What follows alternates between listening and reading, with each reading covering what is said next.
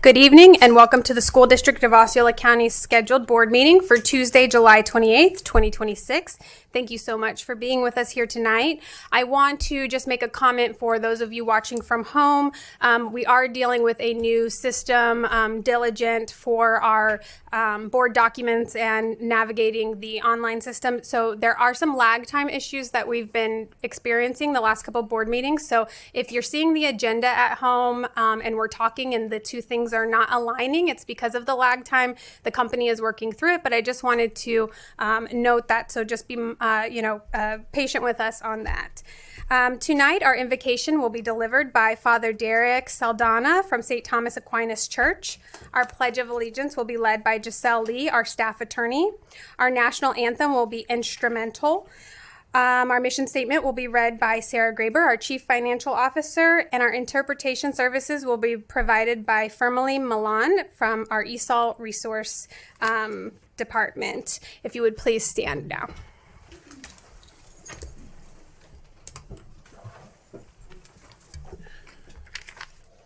Let us bow our heads in prayer. Heavenly Father, we give you thanks and we praise you for the rest and the relaxation of the summer vacations. As we prepare to return to school, we thank you for the gift of education. We thank you for the leaders of our school district, for the school board, the administrators, faculty, and staff, and all the people who work so hard to give our children the best experience of education. We pray tonight for a fruitful and productive board meeting, and also for a successful school year. May we recognize the God-given dignity of every student and help every student reach their full potential. May our work always give you glory. We ask this in your most precious name. Amen. Amen.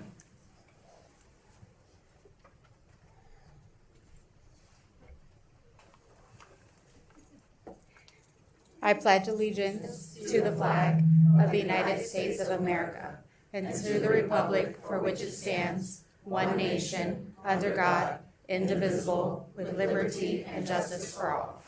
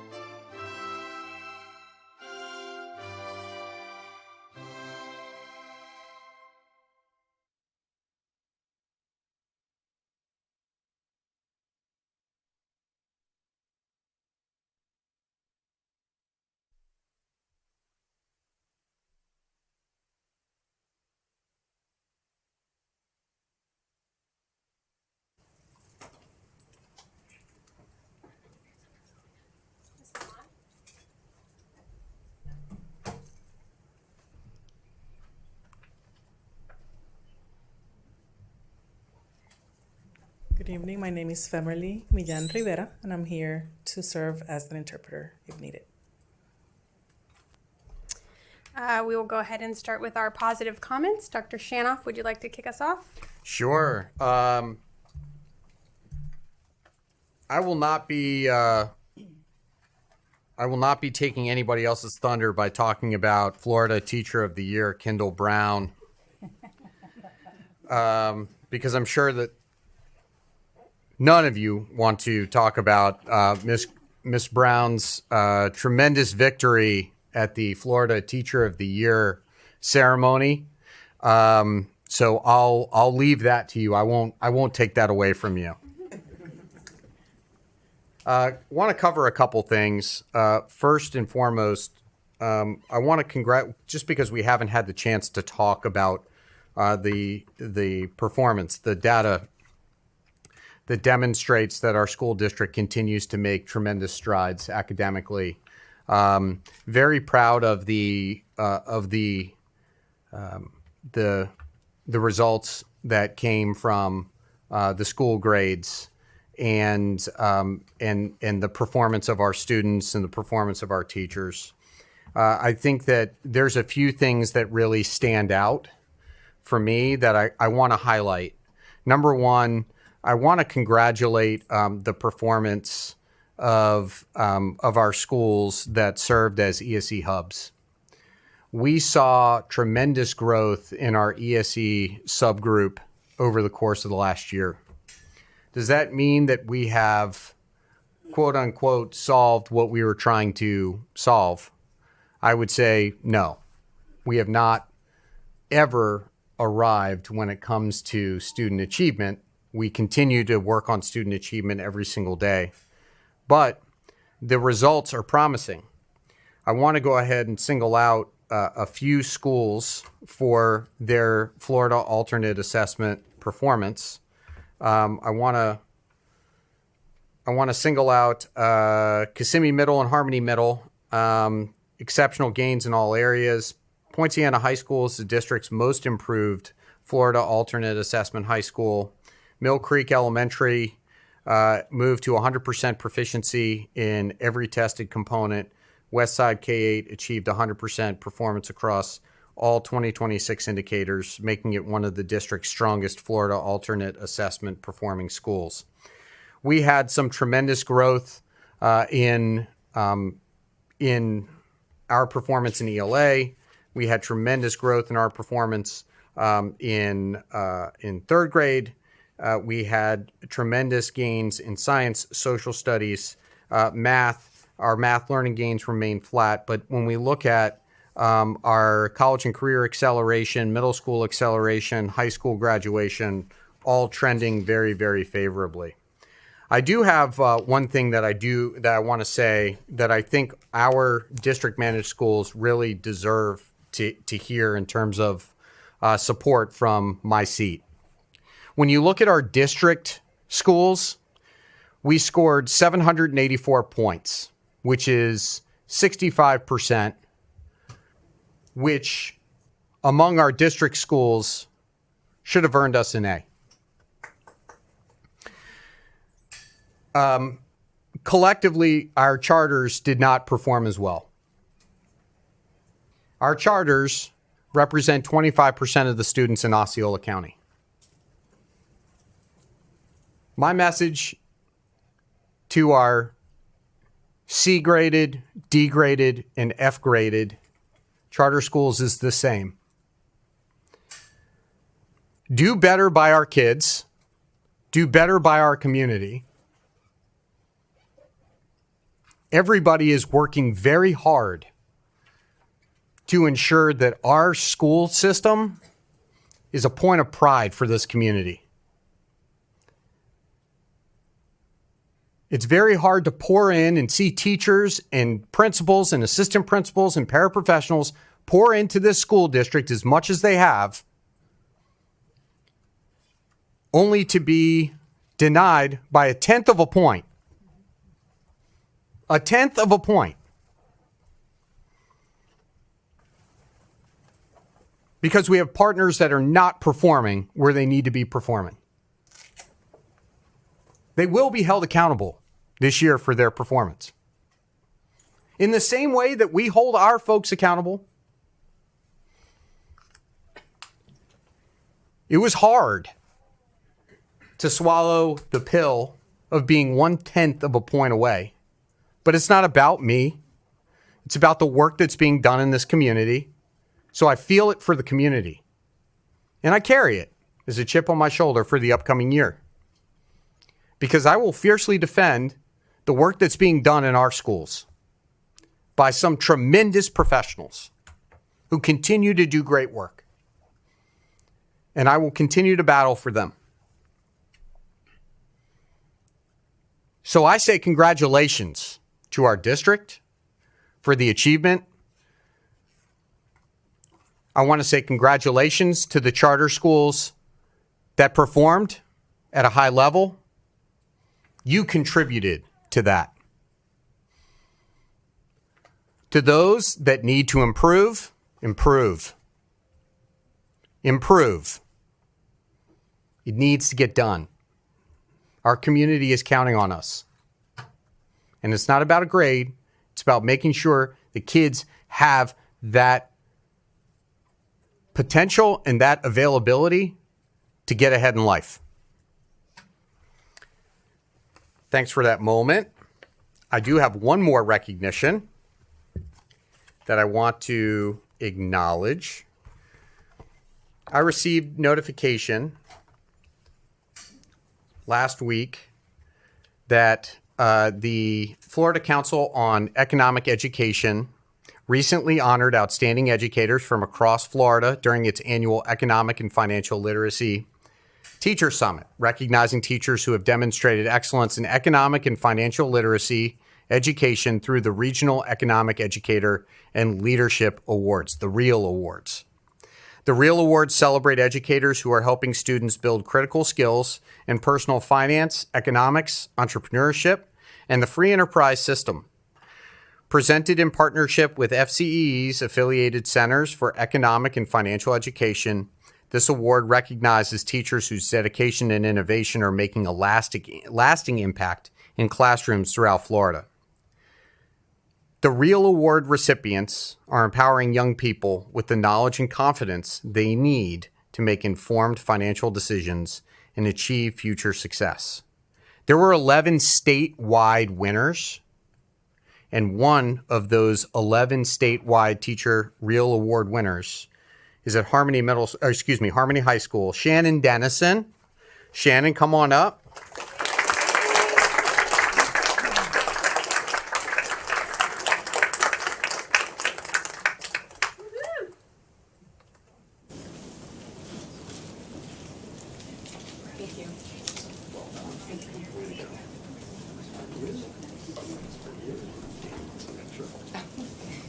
Paula, you want to come down? You're D5.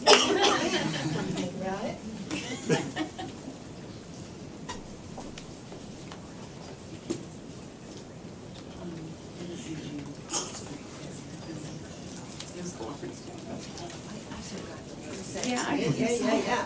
They were on it. Congratulations. Way to go.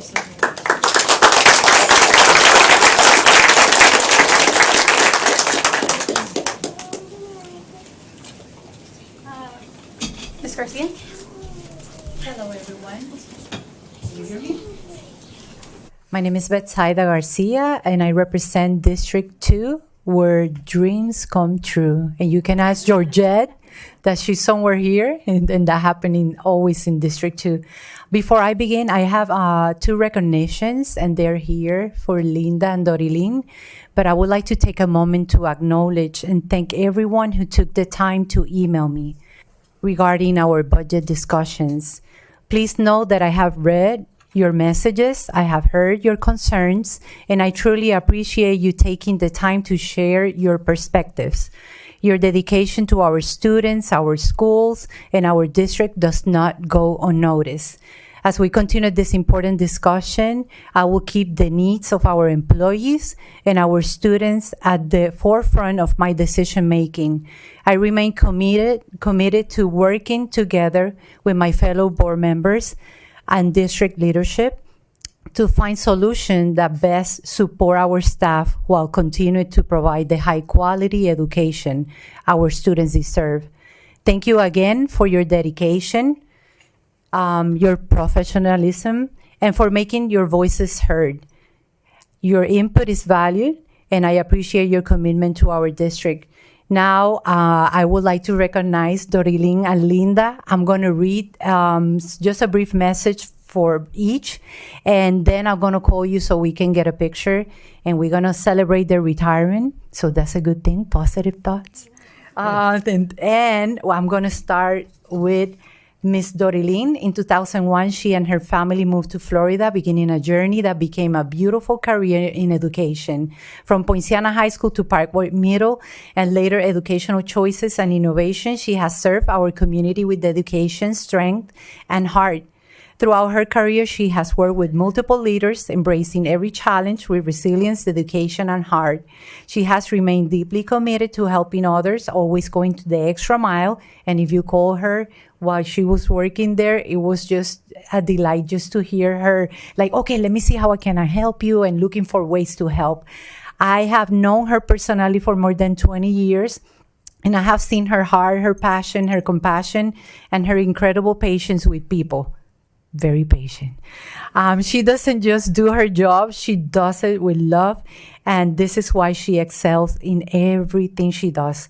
Thank you for everything you have given to this community.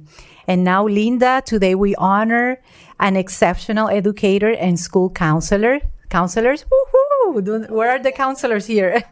And she is being she's dedicated to 34 years to serving students and families, 10 years in Puerto Rico and 24 here in Osceola County. From Neptune Middle School to Liberty High School, she has touched countless lives through her compassion, leadership, and commitment to helping others succeed.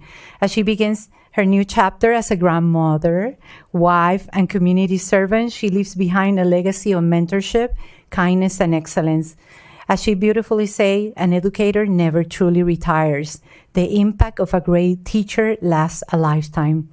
On behalf of the school board, thank you for your faithful service. Congratulations on your well-deserved retirement, and may God bless you in the next chapter. So now, if you can both join me one at a time. And today,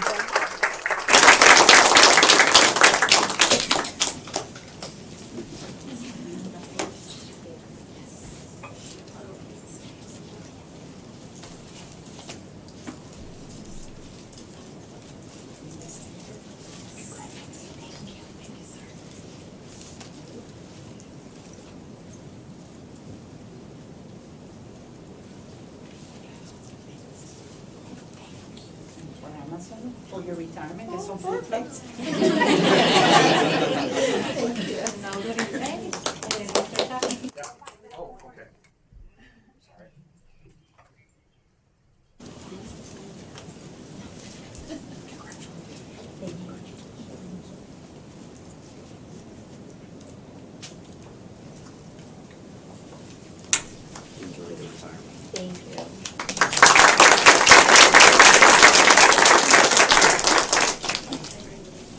Ms. Shive? District 3 positive comments.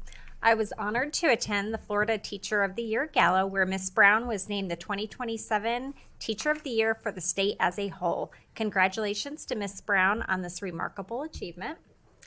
Bella Lago Academy. Last week, Bella Lago Academy was named the 2025-2026 Guy Harvey Conservation School for helping inspire the next generation of ocean stewards. Horizon Middle School. I'd like to recognize and congratulate Horizon Middle School for being named the 2025-2026 National Beta School of Distinction. And one last announcement, there's still time to register for the VPK programs throughout the district to ensure our littlest learners get a head start on the education that they deserve. That's all. Thank you. Ms. Bronson? Oh, I have a lot. A lot of good things happen in District 5. Do we want to save you for last? No, I'll go now. Okay. We are so proud of Arlo Akitan, an 8th grader from Voyager K-8. He won the Florida Statewide Civics B Finals at the Florida State University's Turnbull Center.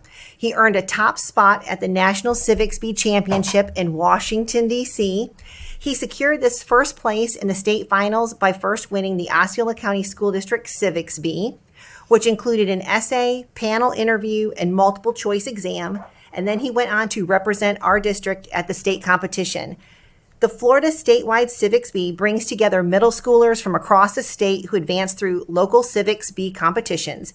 Each finalist presented proposals addressing real community issues such as education inequality and civic engagement. The National Civics Bee is an annual competition for 6th, 7th, and 8th graders from across the U.S. designed to build civic knowledge, critical thinking, and leadership skills. One finalist from each state travels to Washington, D.C. to compete for national recognitions and prizes. One of those prizes is $100,000, I just like to. And Arlo will be representing Osceola County. After winning, it gets better. Oh, hold on, I got more. I'm that proud of you, I even got more. Yes.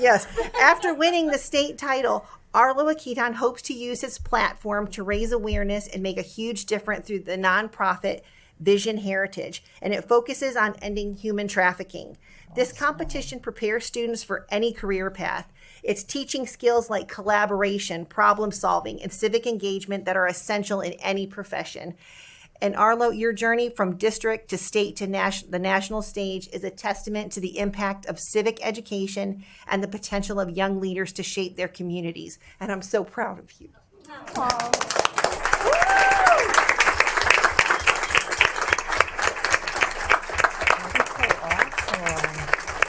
Good job.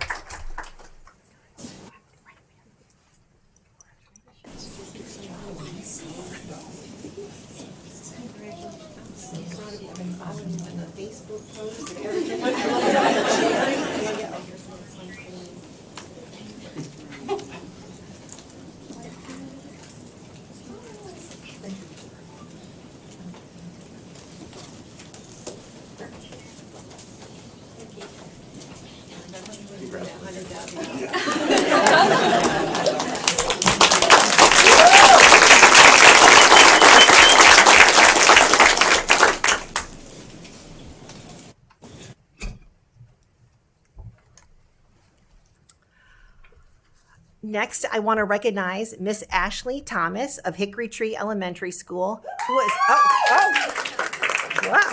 who was recently named a top 3 finalist in the Get Your Teach On Gold Star Award of the Year.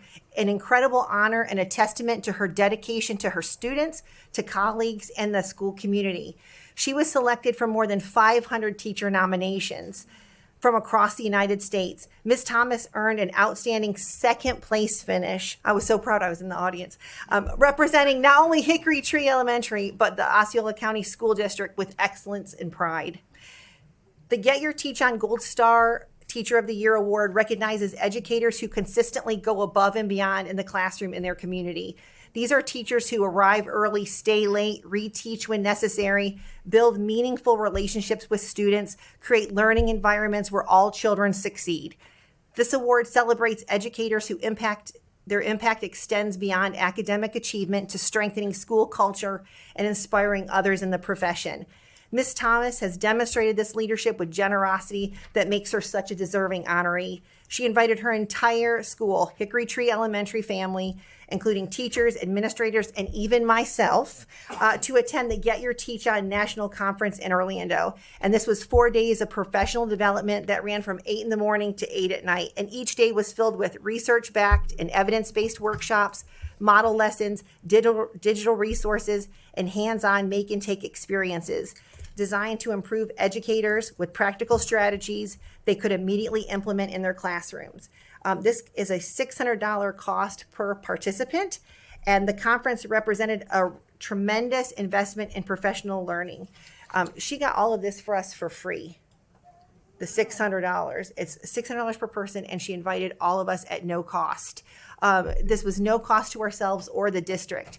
Having this opportunity to spend 4 days along Hickory Tree was inspiring. I witnessed educators coming together, collaborating, sharing innovative ideas, and connecting with teachers from across the country.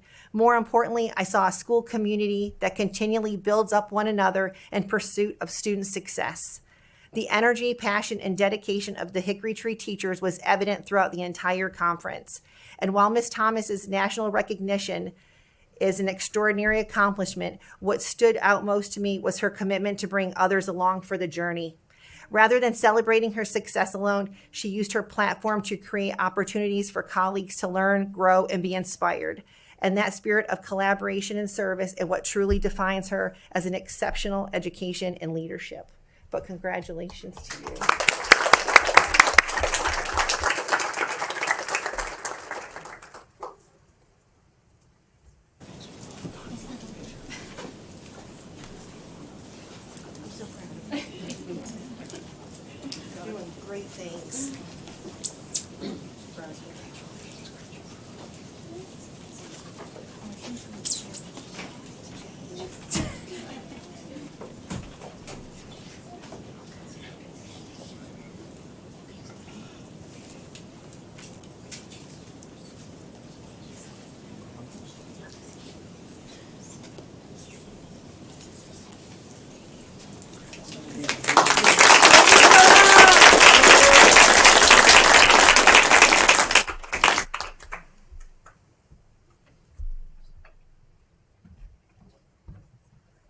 almost done. There's just so many great things happening, and I really skimmed it down to, yeah, I know. Let's see. A total of 64 students from Hickory Tree Elementary, pre-K to 5th grade, and 24 students from Harmony Middle School, 6th through 8th grade, participated in live model lessons at the Get Your Teach On convention in Orlando.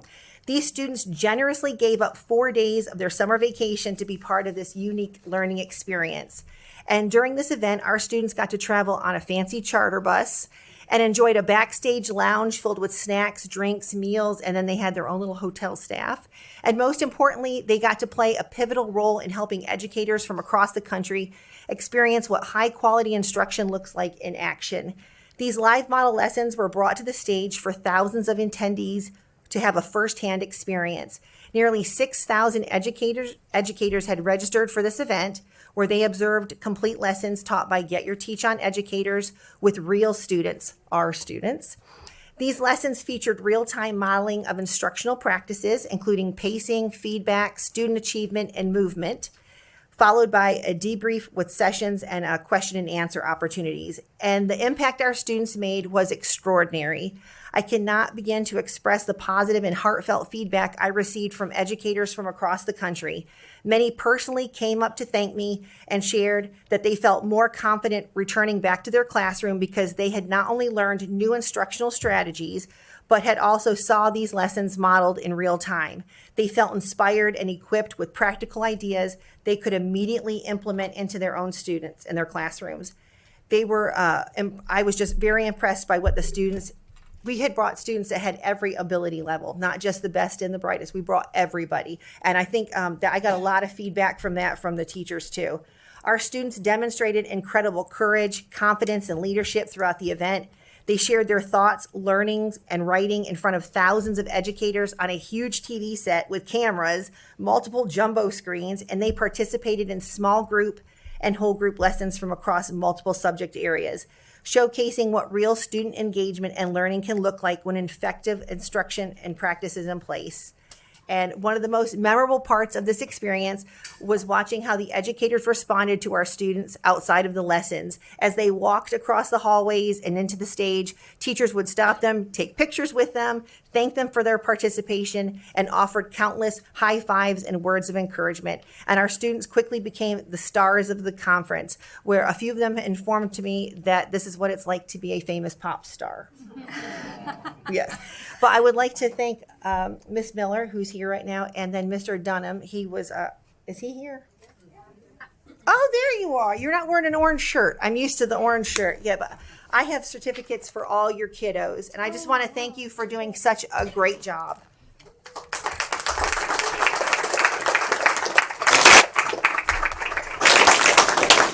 those kiddos' behavior was on point. They were so good.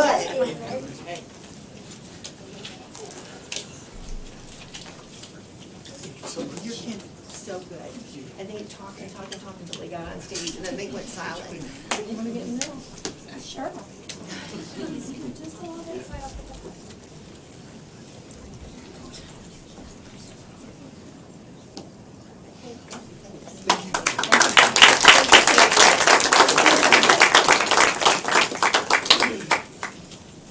And they gave up their summer for 4 days. I just got one more. It's a quick one. Okay, I think you can hold her head up. Miss Brown isn't here, but I do have her cut out. Miss Kendall Brown of Harmony High School, I'm so proud of her too. Florida's Teacher of the Year is not here with us, but I did want to recognize her just the same. I could not be more proud of her accomplishment. On Thursday night, she had 5 tables filled with family, friends, colleagues, and supporters, and I was lucky enough to be one of them. My heart is full knowing that the rest of Florida now gets to see what I've seen for years, and that she's a truly exceptional educator. And I first met Kendall Brown a long time ago at a country Christmas in Kenansville at the Silver Spurs Arena. And she was there alongside her mother selling baked goods to help support the Harmony Middle agriculture program. And that moment told me a lot about her and who she is. She is a kind of teacher who serves her students, her community, and her school. And she is supported from a family that models those same values of hard work, love, and support. And I just wanted to That was it. But yeah, she's not here. But.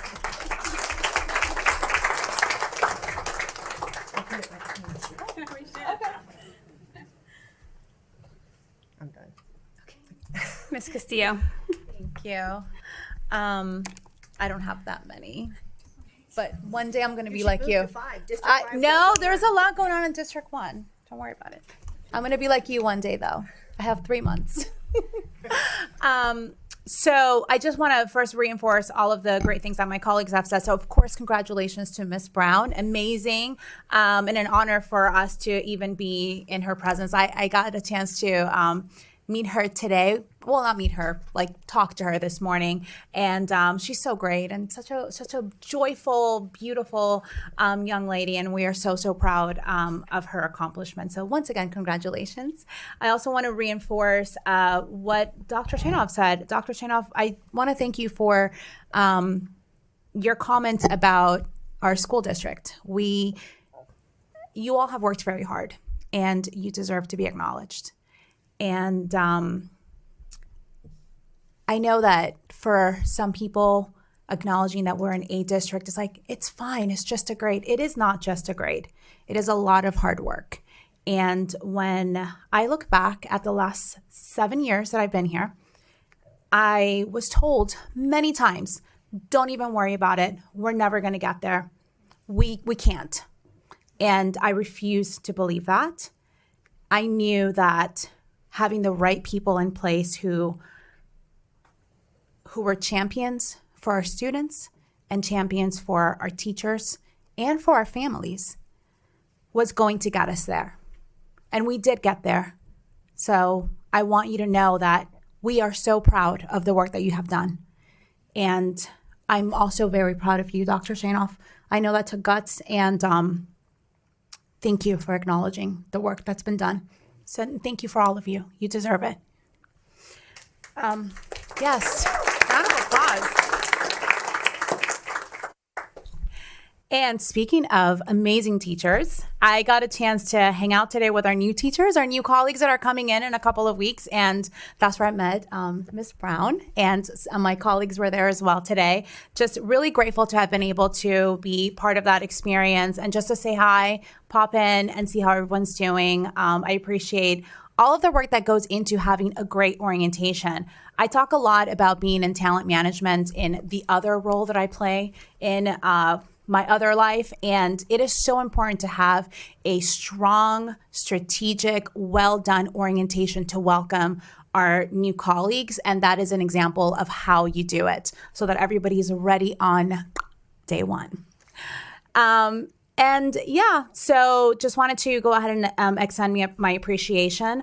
I also will end with my appreciation for the extensive and informative workshop that we had just a couple hours ago to discuss and learn more about our AI implementation strategy, which may sound super boring, but a couple of things about that. And if you have a chance, I would encourage anyone, whether you are a parent or whether you are one of our wonderful teachers, a student even, go ahead and watch that workshop so that you know how we are carefully and intentionally implementing AI into our school district and the decisions that are being made to ensure that we are safe, but also that we are embracing the technology.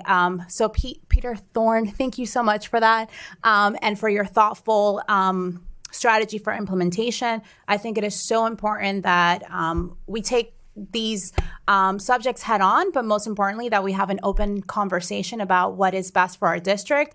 And as always, we continue to be on the cutting edge. I mean, we are one of the first districts to adopt a policy, and we are consistently ensuring that we are implementing the best technology to complement the amazing excellence that is going on at our school district. That is all I have. I love that you said compliment, because we did make sure that was reiterated today, that we are not replacing any humans or teachers with AI. We are just using it to make things better, more efficient, more effective. So I'd like to share that a few of us attended the Small and Veteran Business Fair 2 weeks ago.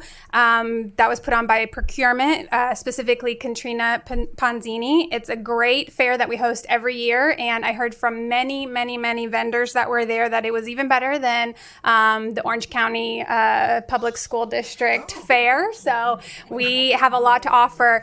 If you don't know what it is, it brings in our small and veteran businesses to educate them on how to best work with us when it comes to our facilities projects and how to best work with the contractors that we hire for them to be subcontracted underneath them. And so it's a great opportunity for them to really get to know us and the other vendors that we have. And I just like that we are supporting those small and veteran businesses through this program.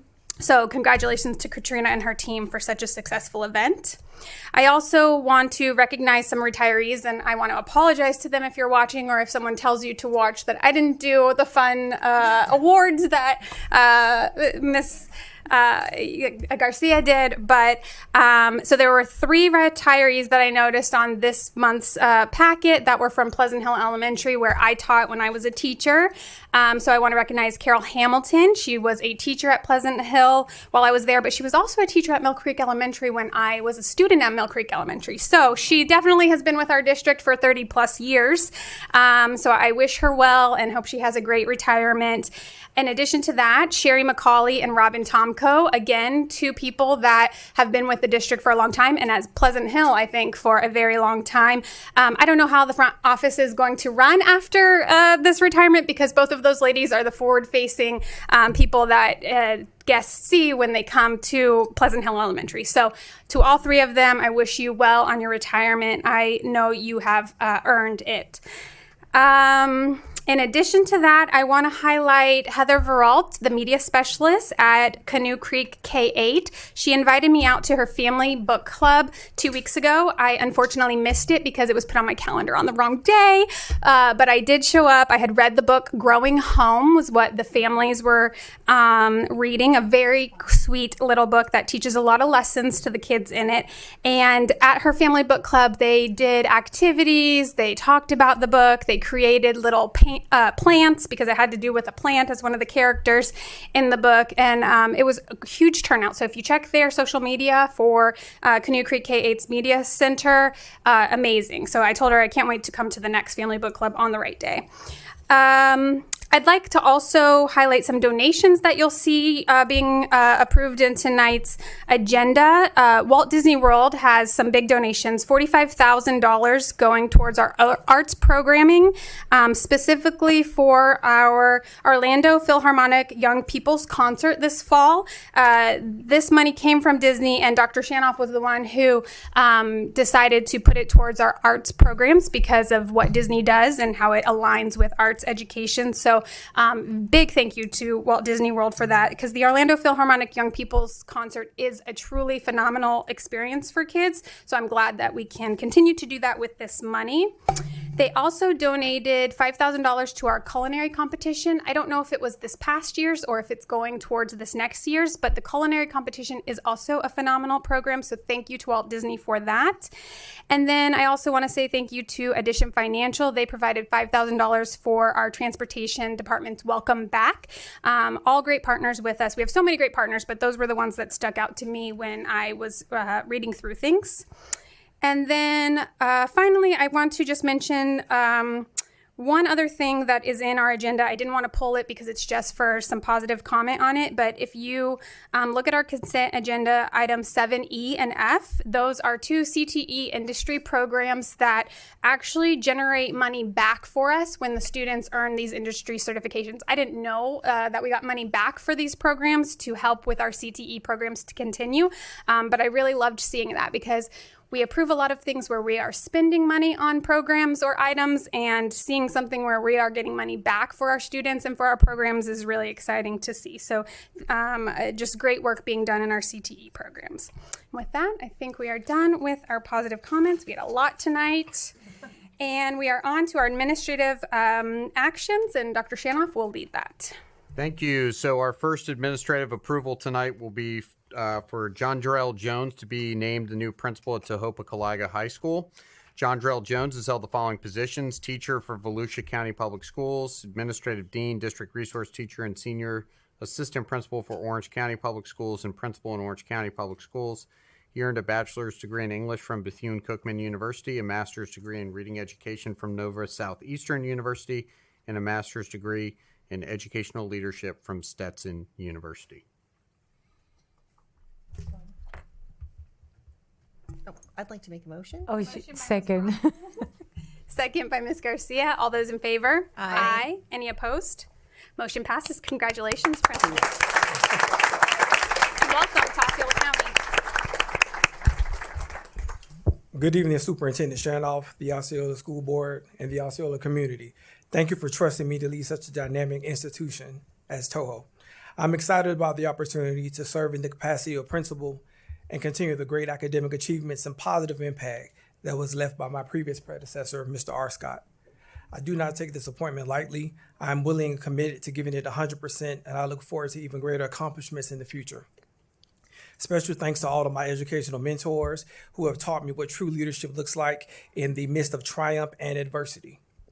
Thank you to Mr. Sharma, Dr. Evans, Dr. Allen, Dr. Clayton, and the whole Toho community who came to support me and welcome me into Osceola County Public Schools. I would also be remiss if I didn't thank my family, friends, supporters, loved ones, and most importantly, God, because without him, none of this would be possible. And if you couldn't tell already, I am proud to be a part of Tiger Nation at Toho.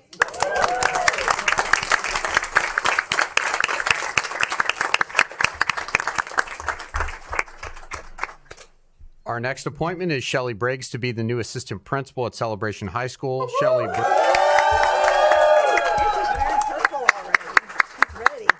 Shelley Briggs has held the following positions: teacher for the Osceola County School District, dean of students at Gateway High School. She received a bachelor's degree in psychology from the University of Central Florida, master's degree in teaching and curriculum from Nova Southeastern University, and a master's degree in educational leadership from Grand Canyon University. So moved. Second. I have a motion by Ms. Castillo, a second by Ms. Shive. All those in favor? Aye. Any opposed? Motion passes. Congratulations.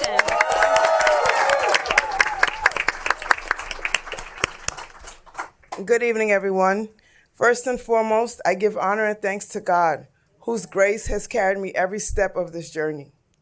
I would like to begin by expressing my sincere gratitude to our superintendent, Dr. Mark Shanoff, assistant superintendents, Dr. Evans, Dr. Allen, Dr. Henninger, and Dr. Clayton, and the entire district administrative team, and the Osceola County School Board. Thank you for your confidence in me and for entrusting me with this incredible opportunity. I am truly honored and humbled to accept the role of assistant principal. To my immediate family, my amazing husband, Dennis, my wonderful children, Emil, Jada, Gerard, Dennis Jr., and Deontay, and my precious grandchildren, Zuri, Jabril, and Sienna, thank you for your unwavering love, encouragement, and support. You have been my constant cheer team through every challenge and every victory. I would not be standing here today without you. To my extended family, both here and abroad, friends and colleagues, thank you for always believing in me, encouraging me, and serving as an incredible sounding board whenever I needed wisdom, perspective, or simply someone to listen. To my church family at Solid Rock Community Church, under the leadership of Pastors Timothy Quainu and Jill Quainu, along with Reverend Mark Nelson and Reverend Rachel Nelson, thank you for your spiritual guidance and for the countless prayers you have lifted on my behalf throughout my educational journey. Your faith and support have sustained me more than you know. To all of my previous leaders, thank you for your guidance, encouragement, and investment in my growth. I would especially like to recognize Ms. Rivers, Ms. Baldwin, Ms. Paulzin, Mr. Lewis Jean, Ms. Ponzoa, Ms. Valsin, Mr. Demetric Harris, Mr. Tyler Harris, and Dr. Carpenter. Each of you has left an indelible mark on my career, and I carry lessons from every one of you with me today. Last, but certainly never least, I want to acknowledge someone who's not physically here, but whose presence I feel every single day, my mother, Jo Grat. Mom, thank you for being my very first cheerleader, my mentor, and my example of strength and perseverance. Yesterday marked 15 years since you left us. I truly believe this moment has your fingerprints all over it. I know you're smiling from heaven, and I thank you for continuing to love and guide me from afar. The accomplishment is as much yours as it is mine. To Mr. Long and the Panther Nation family, thank you for an incredible journey. Together we've built relationships, created unforgettable memories, and formed bonds that I will cherish forever. This is not goodbye. It's simply, I'll see you later. And finally, to Mr. Todd, the administrative team, faculty, staff, students, and families of Celebration High School, thank you for taking a chance on me. I'm excited to begin this new chapter alongside all of you. I look forward to learning, growing, creating lasting memories, and most importantly, making a positive impact in the lives of our students together. The forecast says a storm is coming. So Storm Nation, have your umbrellas ready because here I come.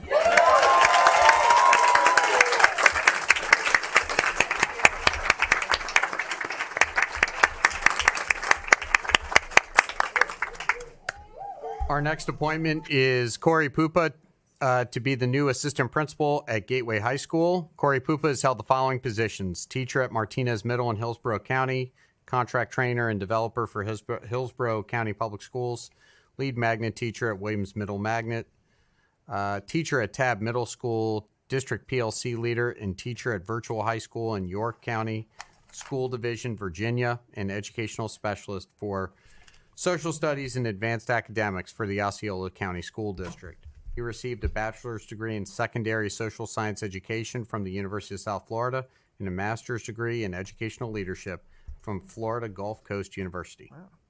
So I move. I second. Motion by Ms. Garcia, second by Ms. Bronson. All those in favor? Aye. Aye. Any opposed? Motion passes. Congratulations, Assistant Principal. Thank you so much. I am truly honored and grateful for this opportunity. I want to sincerely thank Dr. Shanoff, the school board, Dr. Clayton, Dr. Allen, Dr. Evans, Mrs. Brown, Dr. Henninger, Ms. Machado, and Mr. Gilbert for your confidence in me and for entrusting me with the opportunity to serve Gateway High School. A special thank you to Dr. Derry for your mentorship, guidance, encouragement, and belief in me during my time in curriculum and instruction.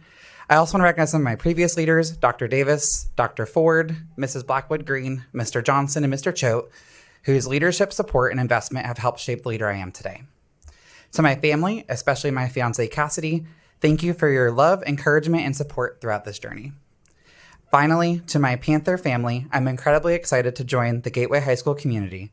Thank you to Mrs. Paul Zinn, Dr. Vislaki, Mr. Harris, and the entire Gateway faculty, staff, and community for welcoming me and placing your trust in me. I look forward to serving alongside you as we continue to provide exceptional opportunities for our students. Thank you again. It is a privilege to serve.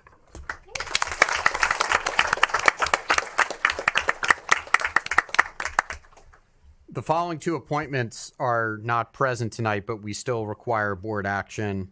Dr. Elizabeth Younger will be the new assistant principal of Ventura Elementary. Dr. Elizabeth Younger has held the following positions: teacher at Friends International Kindergarten in Morioka, Japan, teacher at Reading Edge Academy in DeBerry, Florida, teacher at Wicklow Elementary Magnet School for Global Pathways in Sanford, Florida, MTSS coordinator at South Fork Elementary, academic dean at Davidson Charter Academy, and assistant principal at Southwest Global Academy in Silver and Hasty Elementary in North Carolina, and literacy coach at Canoe Creek K-8. She received her bachelor's degree in elementary education from the University of Central Florida, master's degrees in literacy and educational leadership from the American College of Education, and a doctorate degree in curriculum and instruction from Gardner-Webb University. Second. Motion by Ms. Shive, a second by Ms. Garcia. All those in favor? Aye. Aye. Any opposed? Motion passes. Congratulations, Assistant Principal Younger. Our next appointment is to approve James Fowler to be the new coordinator of safety, security, and emergency management. James Fowler has held the following positions: owner, logistics broker of Fowler Logistics, LLC, and senior security emergency response manager with the U.S. Navy. He's a graduate of Poinciana High School and received his bachelor's degree in security management from the American Military University. Second. Motion by Ms. Shive, a second by Ms. Castillo. All those in favor? Aye. Any opposed? Motion passes. Congratulations, Mr. Fowler. We have two administrative transfers I want to announce. Sherry Noble who's currently the assistant principal of Ventura Elementary, will be the new assistant principal at Harmony Community School. And George R. Scott, currently the principal at Tohope-Kalaga High School, will be the new principal at Liberty High School. I think I need a motion on that. No? No motion? Okay. I don't think it requires any action. All right. With that, we are done with all of our opening items. Now we are recessing this meeting to do our public hearing for our tentative millage and budget adoption. Hope Sarah doesn't take this personally.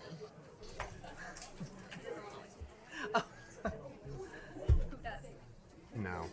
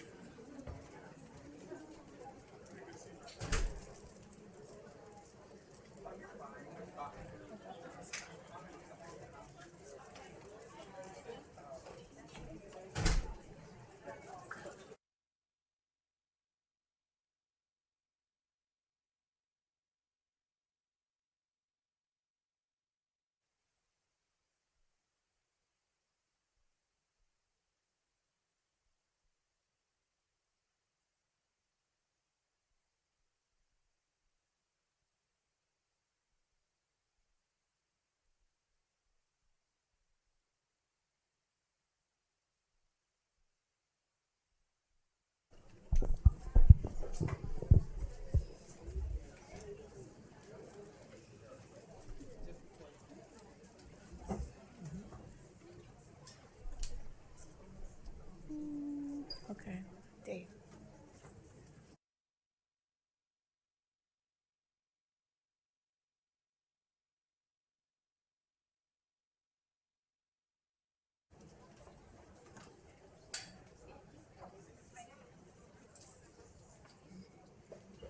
Dave, maybe not. Maybe not.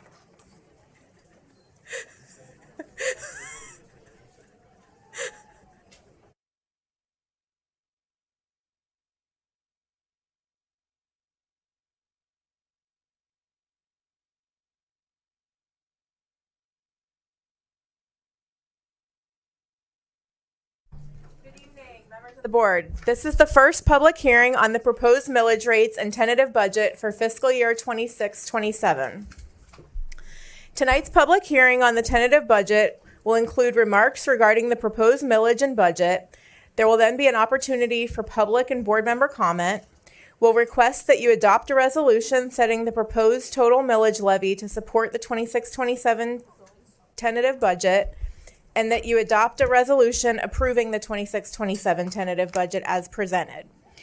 We'll request authorization for the superintendent and staff to perform all necessary actions to comply with truth and millage requirements. And lastly, we'll announce the date of the final public hearing to adopt the 26-27 budget. So let's start by explaining what TRIM is. The Truth in Millage or TRIM legislation was enacted in 1980, and the requirements are detailed under Section 200.065 Florida statutes. The statute dictates the form, size, and placement of budget advertisements, as well as the order of business during the budget hearings. TRIM requires 2 public hearings for open discussion of the millage rates and the proposed budgets of all taxing authorities.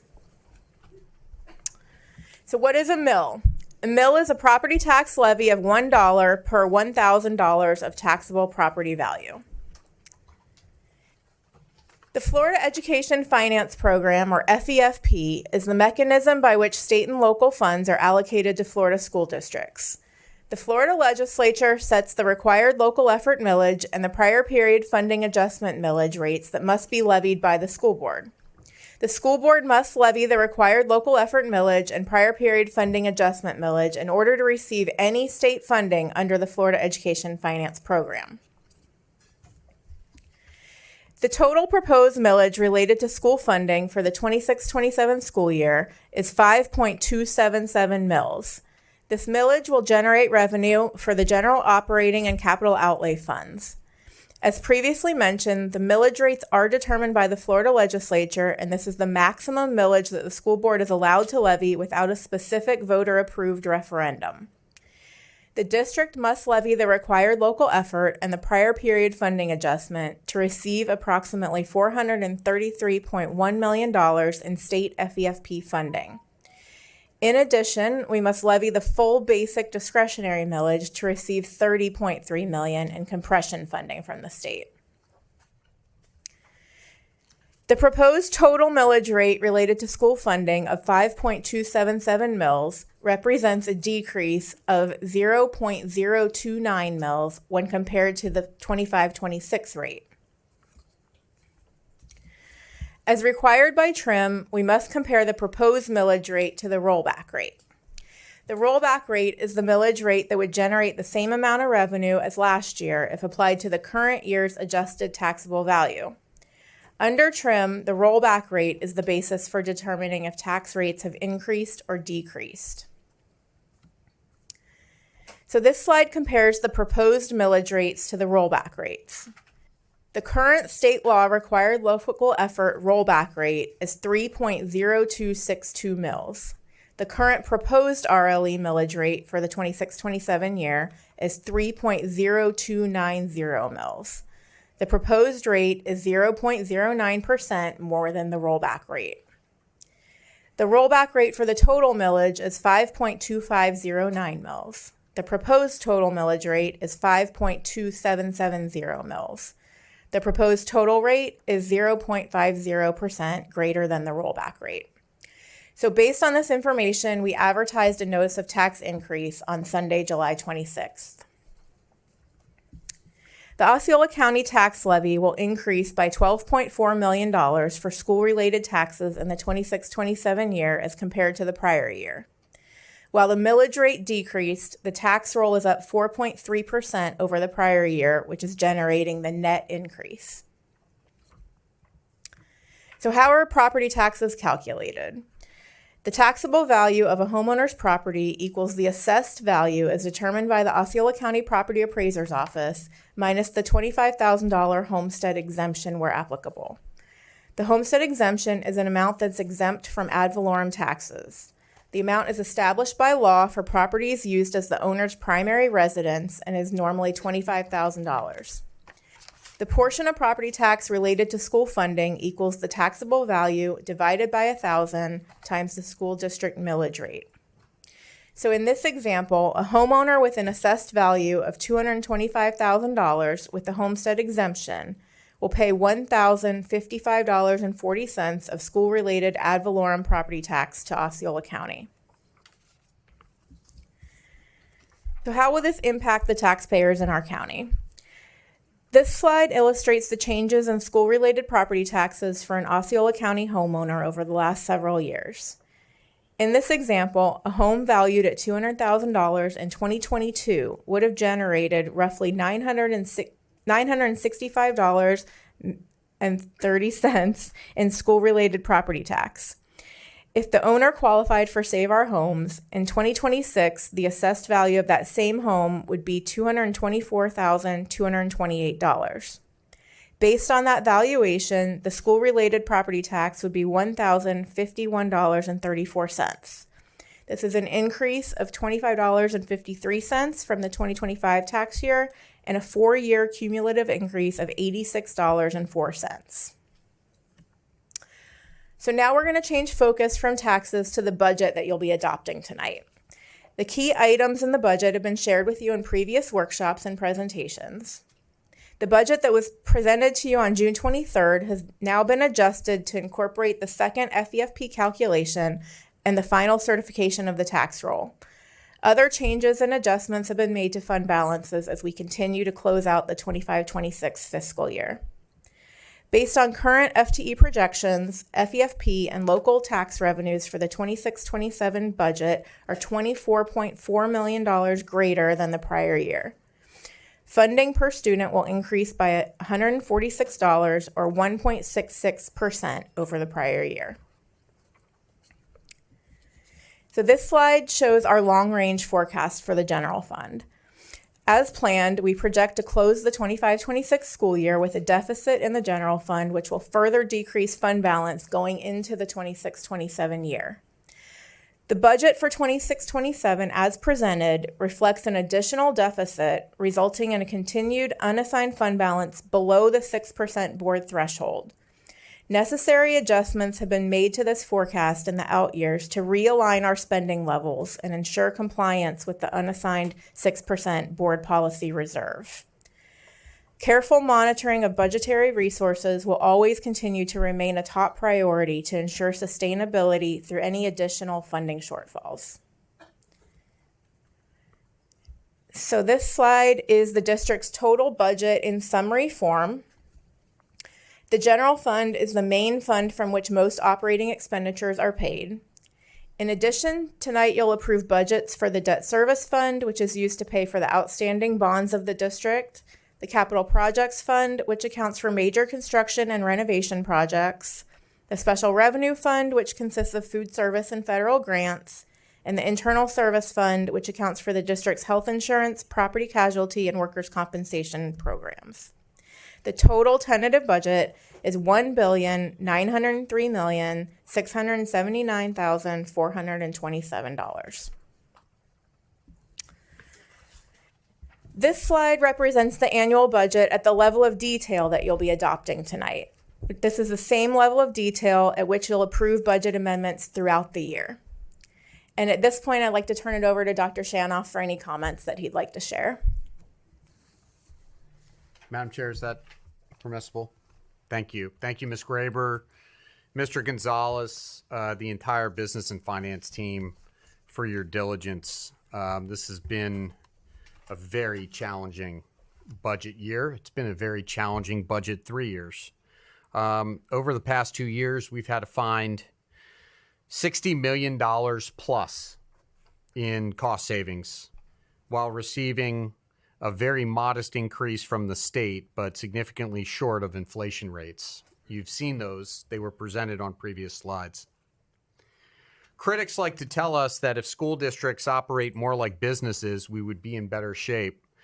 Unfortunately for our critics, I have a business degree, and this is how we are different. Businesses get to set their prices for their customers, and that's dictated by the market, consumer confidence, inflation, and in some cases, collusion with their competitors. Sadly, our revenue in schools doesn't account for any of those things. When an infusion of capital is needed in a business looks to loans or an infusion of capital from an outside source.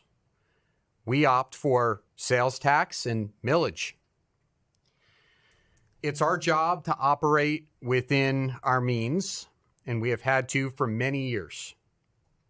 This board has prioritized pay increases over the last several years, and I think that the record speaks for itself. When the money is available, the money is shared. We continue to operate within our means. And clearly, even when we're trying to operate within our means, we're still seeing a declining fund balance. This presentation that Ms. Graber just presented today shows that we have nothing left to give without dipping below our own imposed guidelines for fund balance. When we dip below those imposed guidelines for fund balance, we then have concerns related to credit ratings and our ability to borrow money. We already have the second lowest per pupil funding in the state, and we have the second lowest administrative overhead in the state. I would say that the criticisms for the Osceola County School District are warranted if our administrative overhead was higher than 66th in the state, but it's not. It is 66th in the state. It is commensurate with our funding levels. I'm not sure when the school boards became the bottom line around decisions for funding schools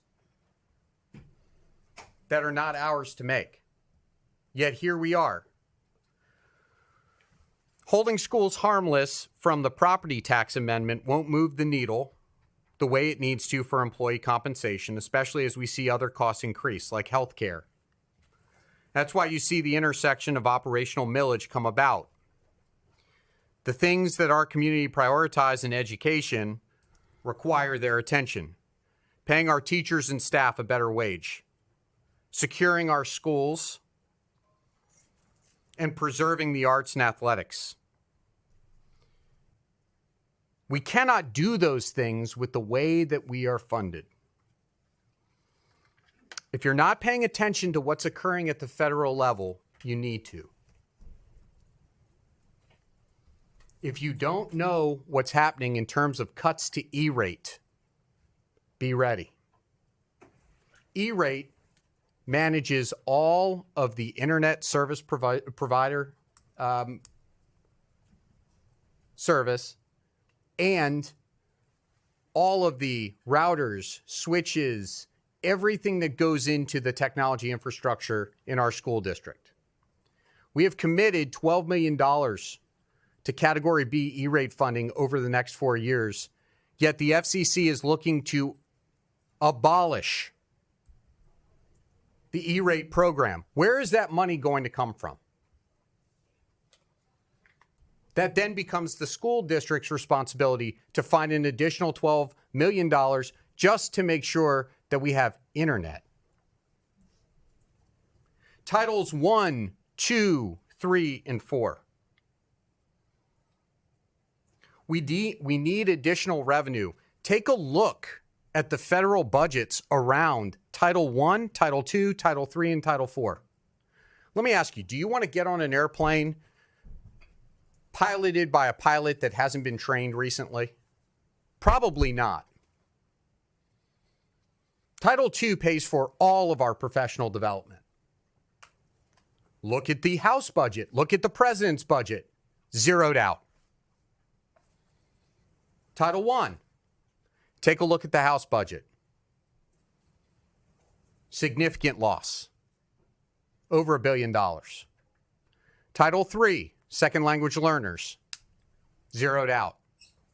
Title IV. Everything that pours into arts and student activities and enrichment. Zeroed out. That's crazy. Who is forcing the school districts into this bind? It's easy to go ahead and say that it's the school board's responsibility to find the money. 12% of our budget comes from the feds. 12% of the budget comes from the feds. Yet the feds are looking to take it away. We've got to pay attention, folks. We've got to be looking very, very closely at where our funding is coming from. Because we just don't generate the dollars. These are decisions that are made by other people elsewhere. We then are the ones that are responsible at the end of the day for being accountable to you, which I don't mind being accountable to you. I love being accountable to you. But it is wrong to be putting public education in this position. It is wrong. What you have just heard from Ms. Graber, it should be very sobering to hear. It's unfortunate on so many levels. It is so frustrating.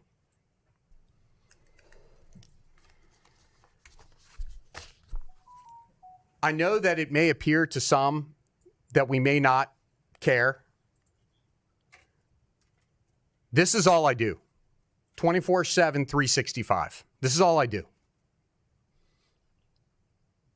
This is all I sleep about. This is all I dream about. This is all I eat and consume. So I got to tell you, when I'm up in D.C., I'm sitting across from our legislators saying this is absolutely unacceptable. And who am I thinking about? I'm thinking about you. Our board has done everything since I've been here. This board has done everything within their power to carve out whatever they can carve out. Look at the history. Look at the history. Look at going the years back. The money has been there. We've provided it to our employees when the money has been there. If you are not paying attention to how this money is running out right now, lock in on what is happening at the federal level. Lock in on 1.66% increase coming from the state. We can't even keep the lights on for that.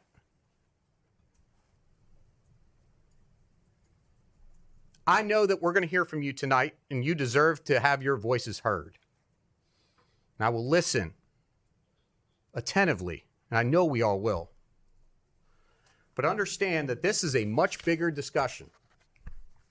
This is a much bigger discussion. And I'm willing to go out to our community and ask for additional money. Our board members adopted that. They're willing to go out and ask the community for more money because we believe that our educators are worth more. We believe in preserving the security in our schools. We believe in all of these things that you believe. We're on the same side. Believe me. I appreciate everything that has been done on the budget side. They have worked night and day, weekends, trying to make this work. And at the end of the day, we need the public's help. We need the public's help. Because these are not decisions that just the board can make unilaterally. We need support from those at the federal level and the state level. That's all I have. Thank you. Thank you, Dr. Shanoff. Sarah, I do have a question. I would like you to talk through just a little bit. You mentioned the 6% board policy and that we will be dipping below it this year and next year, but we have plans to try to continue to cut and find savings to get back above 6% in the following 2 years after that. But can you share a little bit about if we were to dip below 3%, which we are close to in the next 2 years, what that does for us as a school district? Yes. So if as soon as you are aware, a district is aware that they're forecasting to dip below 3%, the board is required to contact the Florida Department of Education and notify them. At that point, ideally, you have your own action plan, right? But the trigger is if you actually do dip below 3, if you get to 2%, then the state will form a committee to come take over the school district and run the financial operations of the school district. So that is why, and you can very quickly drop a percentage point or two, especially in our declining enrollment state that we're in right now. So that's why you don't ever want to be anywhere close to that threshold. Thank you. It's really concerning. I want to just echo what Dr. Shanoff said, that I think all of us do sit up every night. I do, thinking about how to serve our teachers better. I've gotten your emails. I've responded to you if you've emailed me. If I didn't respond to you, it's only because I missed your email. So please reply to me again and I will respond to you. We, like Dr. Shanoff said, we are here to try to make this district better for you and for our community. So I do appreciate that you're here tonight, that you're going to be speaking on behalf of yourselves, but we are working as best as we can to support you. We are going to Tallahassee on your behalf to advocate for you. We are going to DC on your behalf to advocate for you. We are doing our part to try to make things better here in Osceola County. So I hope you see that from us. And I hope you understand that we are trying to give you as much as we possibly can from our budget. So I just wanted to make that statement tonight as well. With that, I have no further questions. Anyone else have any further questions from the board?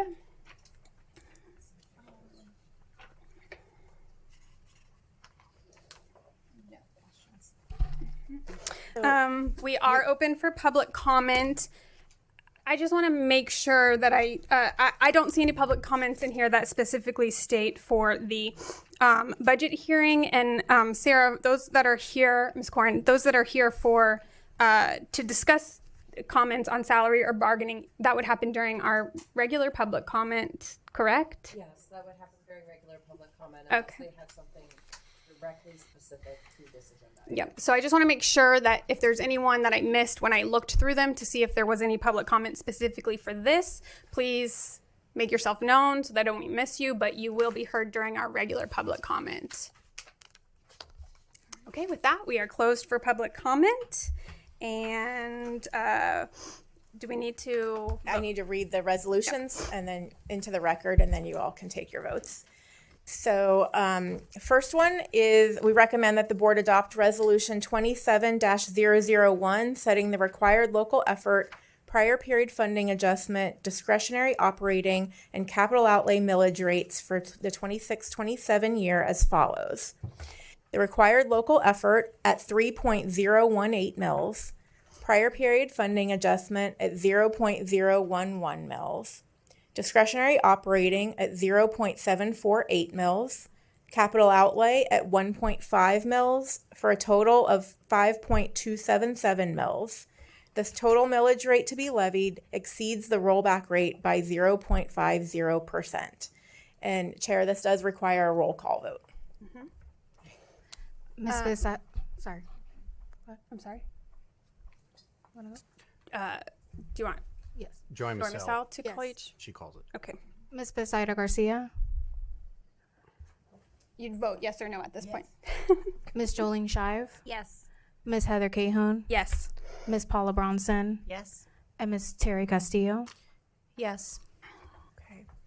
Next, we recommend that the board adopt resolution 27-002, adopting the tentative budget in the amount of $1,903,679,427. And this also requires a roll call vote. Ms. Besaida Garcia, Ms. Jolene Shive, Yes. Ms. Heather Cahoon, Yes. Ms. Paula Bronson, Yes. and Ms. Terry Castillo. Yes. Finally, we recommend that the board authorize the superintendent and staff to perform all necessary tasks to ensure compliance with the truth and millage requirements of Florida Statute Chapter 200.065. And this just requires a regular vote. Do I have a motion? So moved. A motion by Second. Ms. Castillo, a second by Ms. Garcia. All those in favor? Aye. Any opposed? Motion passes. Thank you, Ms. Graber. The final public hearing, I just need to announce, final public hearing on the 26-27 budget will be held on Tuesday, September 8th, 2026 at 5:30 p.m. here in the School District Administration Center at 817 Billbeck Boulevard, Kissimmee, Florida. And this does conclude the first public hearing to adopt the 26-27 proposed millage rates and tentative budget. Thank you. Thank you so much. With that, we are closing our public hearing and we are reconvening our regular board meeting. We are on to item 4, our agenda modifications. Dr. Shanoff? Just one modification. Item 6A, personnel agenda, removal of the employee termination recommendation for KL. That is being replaced by a resignation. Thank you. Ms. Garcia? Ms. Shive? Ms. Bronson? No changes. Ms. Castillo? With that, do I have a motion to approve the agenda as modified to change item 6A from a termination to a resignation? Is that what you noted? Yes, ma'am. Yes. Do I have a motion? So moved. I have a motion by Ms. Shive, a second by Ms. Castillo. All those in favor? Aye. Any opposed? Motion passes.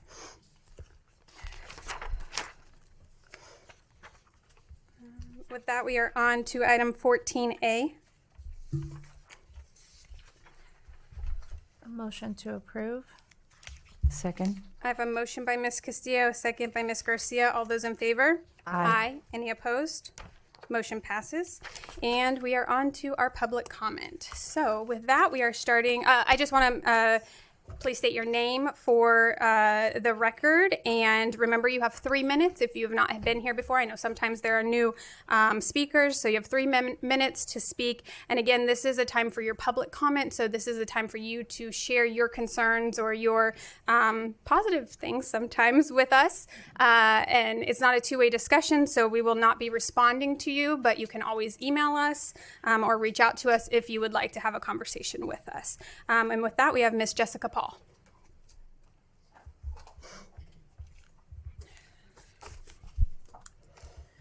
Good evening, everyone. superintendent, chair, vice chair, and all school board members and everyone else in their respective places. My name is Jessica Paul, and tonight I am speaking on behalf of the Kissimmee High School, and we do have some members here in the audience. This group is putting in efforts to locate the historical records of their school, and nothing, I mean, we've looked everywhere, and nothing is listed. We recently submitted for the PIR seeking historical records. They came back with no records available, which a lot of people from this area has attended this school, graduated from this school, and to have them say nothing is available is just shocking. And now we're coming to you guys to see if you guys can help us locate anything for, the former students. When you look up this school, it's Kissimmee High School, not Osceola High School, not Kissimmee Middle School, Kissimmee High School. It did exist, and we just want to find out some records, the history behind it. So we're just asking for some help here locating these historical records. And that's it. Thank you, Ms. Paul. Thank you. Next up, we have Glenda Corbello. Good evening. My name is Glenda Corbello, and I am an employee for Horizon, Osceola, West Side. I'm here to representing all employees there, and I'm currently representing the women's there, as well as mothers and single mothers. I'm not single, but I'm representing them.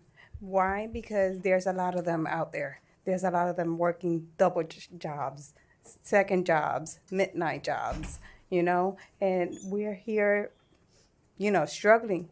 I've been working for 27 years. I've been working since I was 19. I have 2 kids. I'm not single, but I'm representing them right now. And I'm working since I was 19. And I have 2 kids. And I know what is the struggle, having 2 kids, embracing them, and trying to have food on their table, trying to have everything for them. And for these single mothers, I know it is not easy here in Florida. I just moved here, but I know it's not easy because the cost of living here is not the same as in Jersey, where I come from. Here in Florida is very high. So I'm representing them as well. So please, I know that the 2% is not much, but not recording, try to change that at least. Try to change that because it's not easy. It's not. At least 2%, it's minimum, it's like 36 cents for each paycheck. It's not. And for those that are minimum wage, it's less than 36 cents. Way less. Way less. The ones that are just coming in, that are getting $15 an hour, that's nothing. That's at least 10 cents a paycheck. So please, hear each other out. Hear each employee out. Thank you so very much. You have a good one. Thank you, Ms. Corbello. Next up, we have Jay Sherry.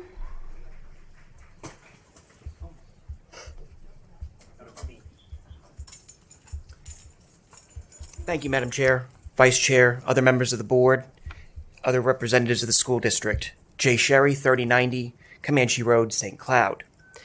I'm a proud member, representative, executive board member, and education support professional on the bargaining leadership team for the Osceola County Education Association. I love my union and I love my job with the district. To say that I was not only disappointed but dismayed at a recent social media post that was posted on July 16th, which was spreading misinformation about the bargaining process taking place for this year, would be an understatement. I ask my district colleagues who were there, were we sitting at the same table the last time our teams met 2 weeks ago? Did anyone read the meeting minutes or listen to the audio recordings? As a member of OCEA's side of the bargaining table, I come to the table not only in good faith, I'm also a volunteer. I volunteer my time each year to negotiate and improve and update our 51-year-old year contract, especially during these turbulent times. Posting content containing finger-pointing, scapegoating, and pressure tactics to resolve a problem that the district itself created would not be something I consider acting in good faith.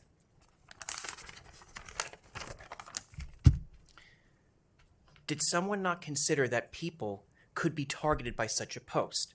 Well, for me, it became personal. Colleagues messaged me directly with a screenshot of the post to ask me why I wasn't doing my job by not going to the table, as if an indictment was being made against me. Like I said, I'm a volunteer in this capacity. As I return to the table as expected tomorrow, I expect that district will act in good faith going forward, and by no longer posting misinformation online, and keeping the dialogue open between our teams to ensure the best possible outcomes. Thank you. Thank you, Mr. Sherry. Julia Tavares.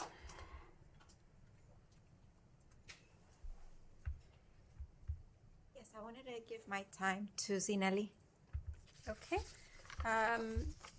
Zinelli Hernandez, you were next, yeah, underneath, so yes.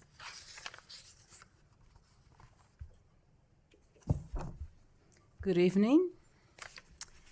Board members, I am Zinelli Hernandez, 2929 Moonstone Bend, Kissimmee. Tonight I am speaking again about the chaplaincy program after over a year of silence. HB 931 has been law in Florida since April 2024, and for now it is up to the elected board members to vote on and implement such a policy if the community wants it. It was proven during many months of meetings that the community does want this program. The last time I spoke here about this topic was on May 27, 2025. I stopped talking about it because the administration was working on a solution to implement a pilot program. I was told it had been cleared by legal counsel. We got to the final steps, and then this month, at the last meeting with the administration, I was told the program could not move forward. They said they had made a mistake in telling me otherwise, and that only the board could approve such a policy. So here we are, back to where we started over 2 years ago. I went quiet for over a year because as a representative of many in the faith-based community, including parents and students, I believed and trusted what I was told. So tonight I'm circling back to you to ask that you bring back the policy and vote to implement the pilot chaplaincy program. Let me remind you that the local community from all districts showed up at those meetings in support of the program 8-1 based on public comments. Now more than ever, students need to be offered real, lasting solutions for their spiritual, mental, and emotional needs, especially with the current rise of communism and other ideologies that reject God and undermine biblical truth. And as such, we are losing students left and right, acknowledged by yourself. We're losing them for this same reason. If you are not concerned about this real threat, I say please wake up and pay attention. Our young people need more of God, more truth, and more guidance in the things that carry eternal consequences. Let us not play games with a righteous and holy God who tells us that we will give an account to him for every word and action. He is the giver of all good things. I urge you not to resist what God may be calling you to do. I will leave you with these words from Daniel Webster, an American politician, and I quote, If we work on marble, it will perish. If on brass, time will efface it. If we rear up temples, they will crumble into dust. But if we work upon immortal minds and imbue them with principles, with the just fear of God and the love of our fellow men, we engrave on those tablets something that will brighten to all eternity, end quote. For the sake of our students, our families, and our communities, I ask you to bring this policy back and vote to implement the pilot chaplaincy program. Thank you. Thank you, Ms. Hernandez. Next up, we have Lori Massey.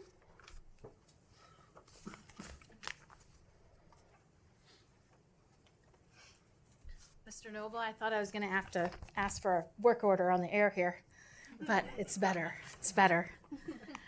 Good evening. I am the one, if you don't remember, I was asking for the full-time tech. You're raising, okay. I still want that, but tonight I'm just here to read you guys a story. And let me tell you, I do take what you said a while ago, your genuine feelings about how you feel about the budget. So, but I also want you, if you feel it, imagine the little guy here. One night in front of an audience, a musician performed the most beautiful music on an equally beautiful guitar. The audience started, commenting amongst themselves how expensive it was, the guitar, how unique it was, the wood it was carved from, the intonation of the sounds that it made, the strings that worked together for those sounds to be heard, the ivory inlays. They went on and on and on. But soon the guitarist, he paused, and he gently sat that guitar in its stand and inquired of the audience, "How's the guitar sound now?" Because while you are all busy admiring this and that of the guitar, you didn't realize that it's the mastery of those who know what to do with the guitar that you should admire. The guitar cannot play itself. The guitar is the busyness of the board and district desks. And please, I cannot possibly name everybody's name, so I don't mean that disrespectful. Please believe me. It's to initiate the music and to build the instrument. That's what you guys do with that huge, crazy budget. But to us, that is, you build the curriculums, you do the state testing, you tell us the student data, the student successes, and you want from us that culture of professionalism, of excellence, so the public can see that. Okay, back to my statement, my story. Instruments cannot do their purposes without that mastery of those who know how to deliver the music to its potential that we want. The people with this mastery to play are classroom teachers, paras, media center people, our techs, academic coaches, counselors, deans, bus drivers, cafeteria workers, the custodial team, if you've ever been in elementary and you know what they do to our carpets. We deserve more because we, the people who play your instrument, we get you, the district, the grade. Pay us how you would expect us to play your guitar. I heard another quote this week, this is it, from a book called Atomic Habits from a very credible person I admire, that I want you guys to also contemplate. One does not rise to the level of its goal. Rather, one falls to the level of its given systems. Thank you very much. Thank you, Ms. Massey.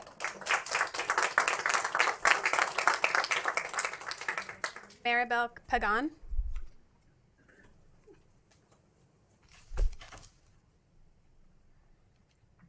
Good evening. My name is Maribel. I'm here representing my coworkers, and I want to talk in general what I saw in this year. I'm here 21 years.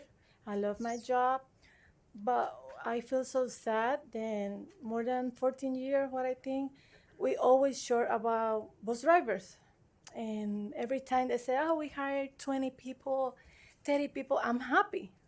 Because we need those people, because the kid need more drivers. They always asking, "Where's the driver?" And it's so sad to say he's not here no more. But the point is, I hear those drivers. They start happy, later they want to quit because what they get paid is too low for them. When they saw the check, they said that's too low. They don't think it was working, the money, it was like that for them. And I tried to help them to stay. I said, "Oh, please, please stay because we need them, And I think they deserve a better rate, to start in a better rate for them. And that help us and the kids. That's what I'm here to represent, the new drivers. to keep them. They need more rate for them. Thank you. Thank you.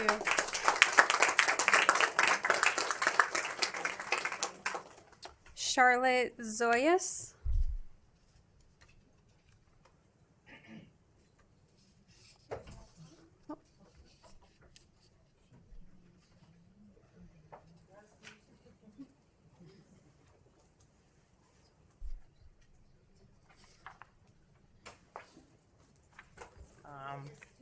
Hi, my name is Charlotte Saya. I'm working Gateway. I'm here to speak about custodian. It's hard for us because our words is very important for school. Because, the COVID last time, the only people working are custodians to maintain the school clean and the teachers safe and the students safe. Custodians are the first to arrive and often the last to leave. They work behind the scenes every day to make sure our schools are clean, safe, and ready for students and staff. They clean classroom, bathroom, cafeterias, hallways, and office. They respond to spill emergencies and inspect situations. Without hesitation, they are work hard to prevent illness, keep our building in good condition, and create an environment where students can learn and teachers can teach. Despite the importance of their work, many custodians struggle to make ends meet because wages have not keep up with the rising cost of living, rent, groceries, transportation, and insurance continuing to become more expensive. Many custodians work hard every day, yet still face financial stress while serving our school with pride and dedication. When school cannot offer competitive wages, they risk losing experienced custodians to other employers who pay more. Higher turnover create additional challenges for school and place more work on the employees who remain. All custodians deserve more than appreciation. They deserve fair compensation. A clean and safe school is not luxury, it's necessary. Every student, teacher, and staff member benefit from the hard work of custodian team. I respectfully ask the school board to invest in people who take care of school every day. Fair wage will help recruit, retain, and recognize the dedication custodians who are essential to the success of students and our district. Thank you for your time and considering this for all the custodians here. If we are not do the job right, the teacher and the student, they can live in the classroom with cockroach, rat, and everything, because it's the truth. So, $16 in this state right now is nothing, like nothing. Everything increased, so bad, but the wage is staying the same.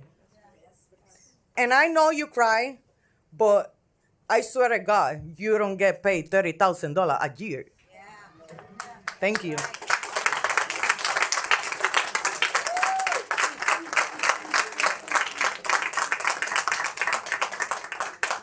Next up, I can't read part of this, but Carmen Palavoisier. Sorry. Good afternoon, everybody.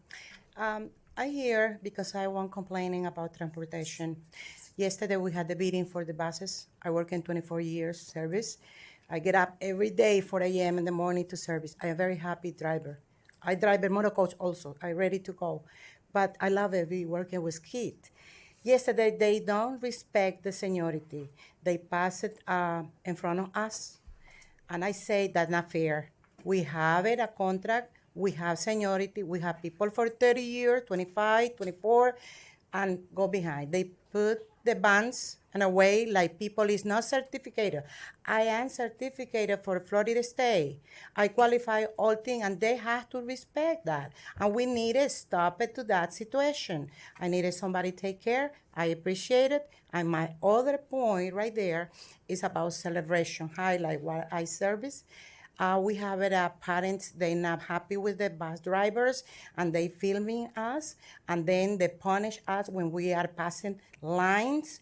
Hey, when you be in that bus, you go there because driver for the high school, they wanna cut it. I am trying to do it myself. I carry kit. I'm not speeding, but I need it. They put a watch. The ground, they have to open two line and work dry to celebration because we need it. We needed that help. Thank you. Thank you. Heather Franco.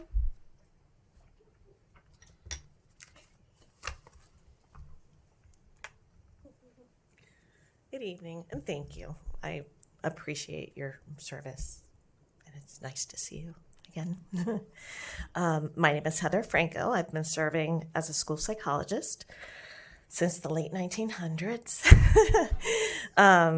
As a bilingual school psychologist, I've actually served in District 5, so I've been around.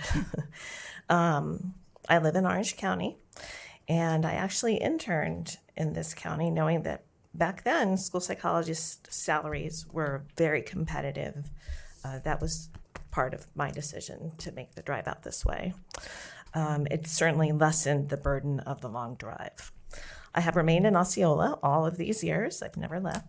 I continue to make the drive because of the strong leadership and also because of the passion that I have working with this community. Nonetheless, I must confess that the traffic, the stagnant wages, the climbing gas prices, and watching my peers leave for better financial opportunities does weigh heavily on me. You know what school psychologists do. Not only do we conduct complex evaluations, we design and monitor behavioral interventions, we provide immediate crisis response when there's an emergency at the school. What you might not know is that we provide sometimes community emergency services. So 1998, Ponderosa, tornadoes, psychs were there providing support. Hurricane Maria, a lot of us went to the airport, greeted families, and helped make those connections for them and help them feel at home. Okay. On top of that, we also bill Medicaid for our services, so we're generating funds for the school district, and we do continue to work with students receiving Florida Empowerment Scholarships. So we are working with those students.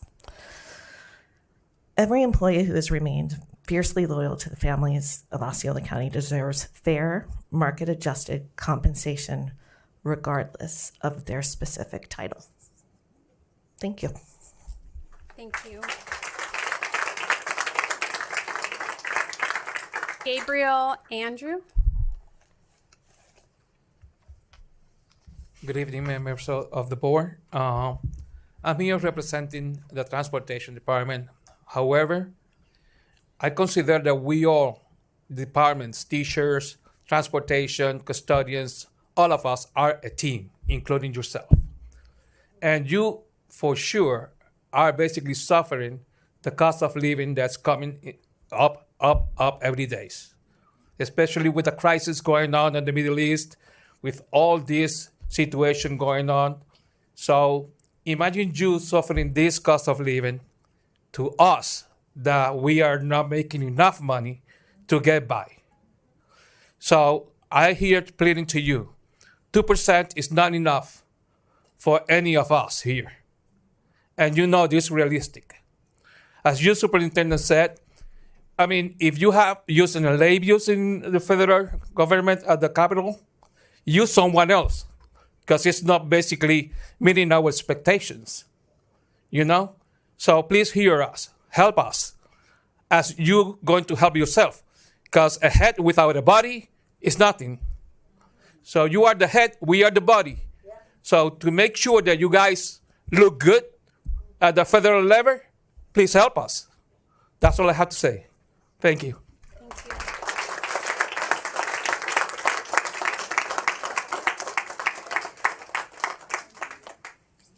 Again, I'm sorry if I butcher your first name. Nadsu Dominguez. Nadsue, it looks like. Dominguez.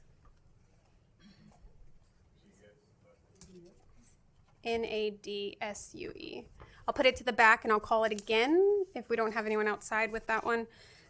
Next, Liliana Rangel. Good afternoon. I need help me for the translate, please. Our interpreter, please.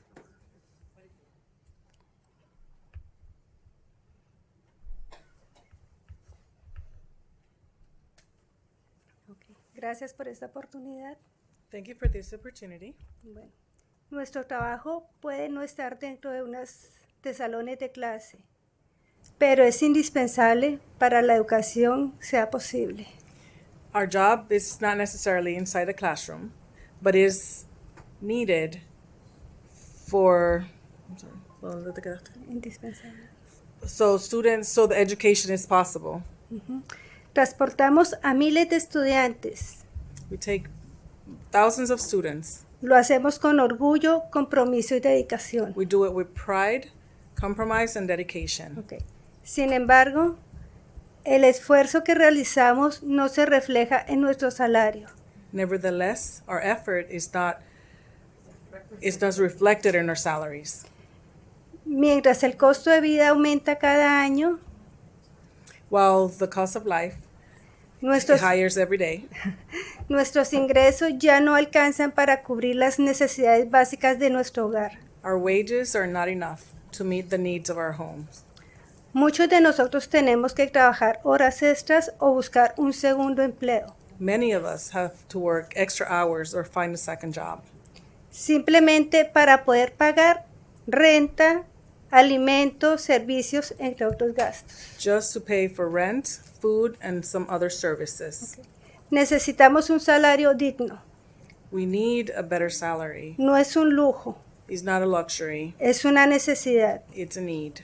Cuando un distrito invierte en sus empleados, When a district invests in his employees, también invierte en la estabilidad de todos nosotros. they also invest in our stability.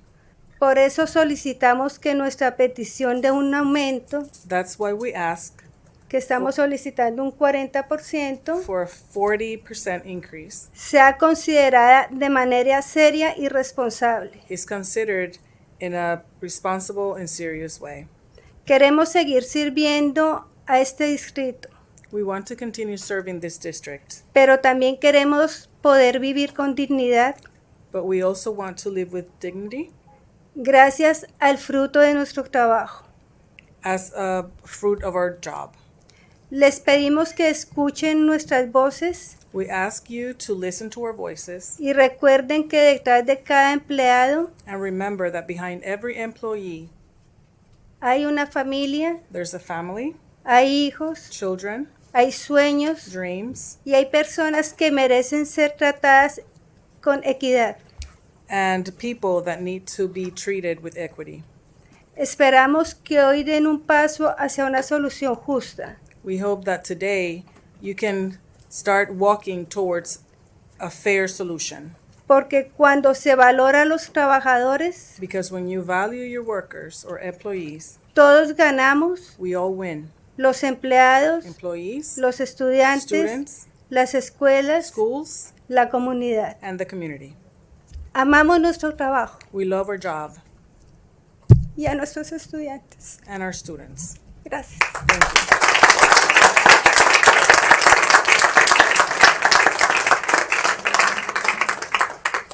Greg Garris.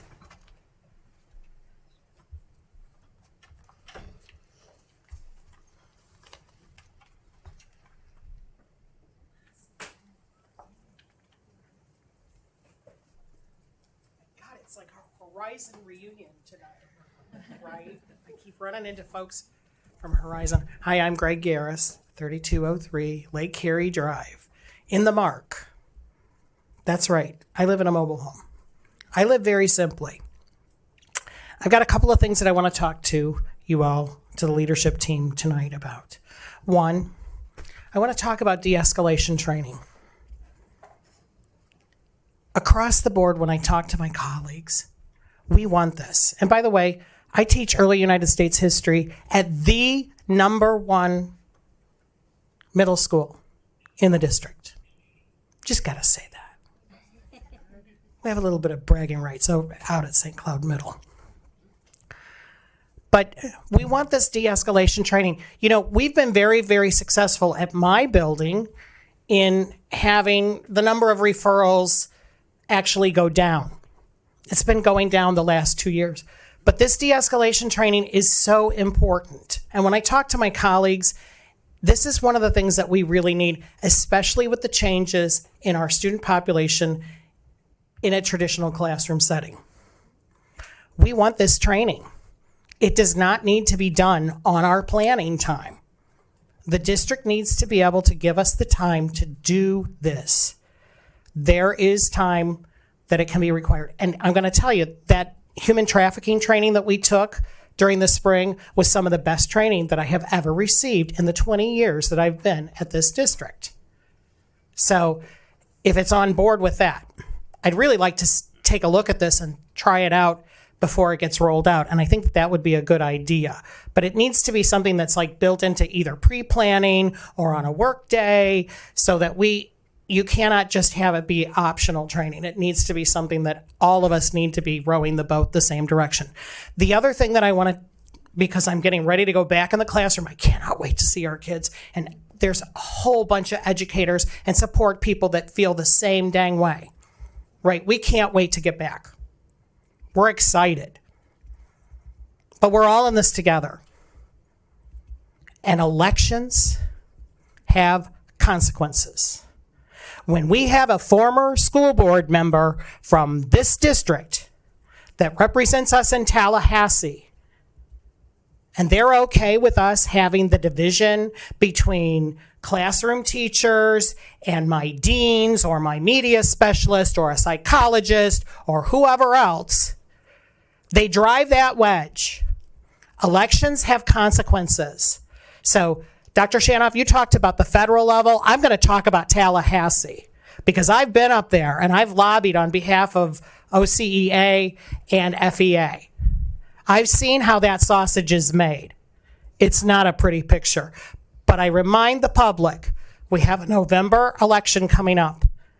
And there needs to be some changes because we're in the situation we're in because the same people have been in power and have been trying to dismantle public education for decades. Thank you. Thank you, Mr. Garris.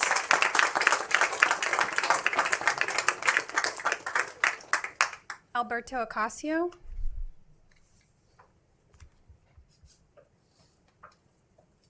Good evening. I'm representing many of these people, and you guys, the board, has something in common with us. Passion, right?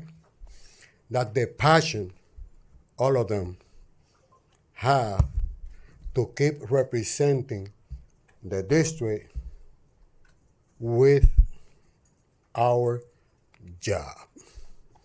The same passion you have, like he had, and you cry because you have passion. When today they congratulate us because 98% of the route was a lot of satisfaction, and they congratulate us. I imagine you guys congratulate them too. That, talking about that, if we're doing a great job, do you think we don't showing passion, professionalism, heart, compassion for the student? Our life sometimes is in dangerous place. We receive threats from the student also. But you guys don't see that. I'm gonna throw a challenge for you. Why you don't take your clothes like this and do the route 1 week to see the reality we live. And then when they told us 2%, I think they don't respect us. Nobody respect our job. Yeah, I think we deserve more than that. I had 2 people in my house coming from the public school. My daughter, mentally handicapped or mentally disabled. Yeah, I have autistic grandson. I'm doing this because I'm their voice. Okay? They have voice too. And they do that. Please take us in consideration. That's only I want to say.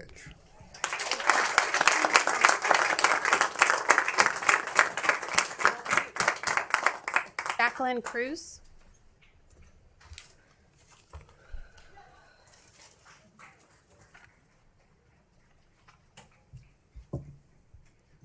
Good evening, Jacqueline Cruz, 581 Michigan Estate Circle. I'm the proud parent of a 3rd grade Osceola County student and an avid school volunteer and co-chair of my school SAC. I spend a great deal of time inside of our school, and I see how much our teachers and support staff carry every day because they care deeply about our children.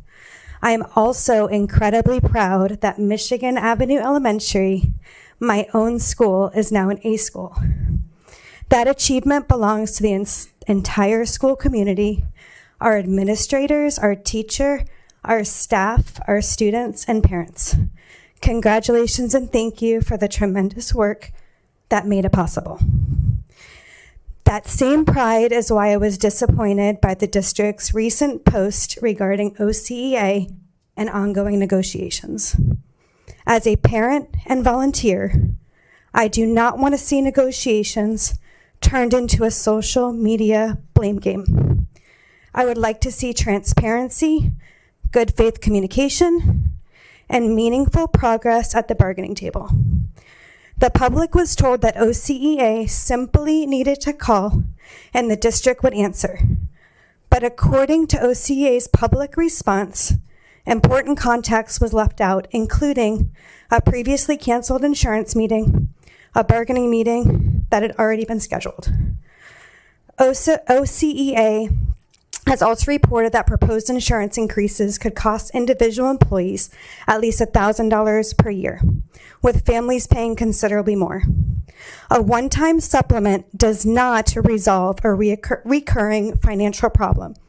OCEA has proposed recurring compensation for employees, including experienced educators whom it says were excluded from state-funded raises. Employees should not receive a temporary payment this year, only to bring home less next year, because insurance costs continue to rise. Some teachers and staff may not feel comfortable speaking publicly because of possible professional consequences. I do not have that concern. I am a parent and I am willing to use my voice. Please communicate honestly and prioritize recurring compensation that allows employees to move forward rather than fall behind. When we invest in our educators and support staff, including cafeteria workers and janitors and everyone, we invest in our children. I support OCEA's effort and I stand with every teacher and school employee, whether or not they are an OCEA member. Thank you.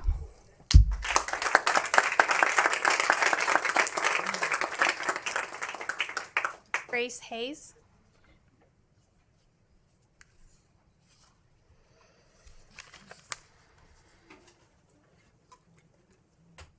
Good evening, Grace Hayes, 3225 Palmer Street, Orlando. Hello, my name is Grace Hayes. I'm an OCEA member, obviously, and I've been teaching at Gateway High School since 2021. I really just wanted to express how frustrated and kind of appalled I was to read the district's social media post from July 16th regarding ongoing contract negotiations between OCEA and SDOC. The whole just ring OCEA, we'll answer. I was like, okay. It was so sarcastic and unprofessional in tone. And if you actually go and read the public minutes for those meetings, you can see what a facetious misrepresentation it was of how the negotiations have actually been proceeding. So hopefully the district's communication team could tell from that response to the post that the public thankfully saw right through that attempt to paint OCEA in a dishonest light, and they overwhelmingly rejected it. And I'm so glad that our community is standing strong with us, the professionals who educate their children and care for them in loco parentis in myriad capacities as if they were our own. We are standing before you simply asking to be compensated fairly for our hard work in a very unforgiving economy where money is tighter than ever for so many families. Insurance plan price hikes coupled with these pitiful proposed increases in salary that completely leave out large swaths of employees is not the answer. And as the first day of school approaches and our employees prepare to return to do that work to bridge that like final little gap to bring our district from a B to an A, I encourage the board and the district bargaining team to reflect on that callousness and to make it right by choosing to invest in our employees during this time when we all need it the most. And I would also like to acknowledge our Teamsters colleagues and express my solidarity with them fighting to get a fair shake in their ongoing contract negotiations as well. Respect for one is respect for all. Thank you so much. Thank you.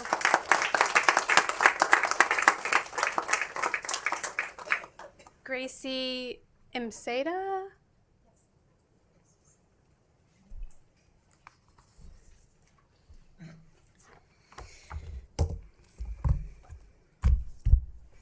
Good evening, guys. My name is Gracie Seda. I'm a school bus driver for Osceola County.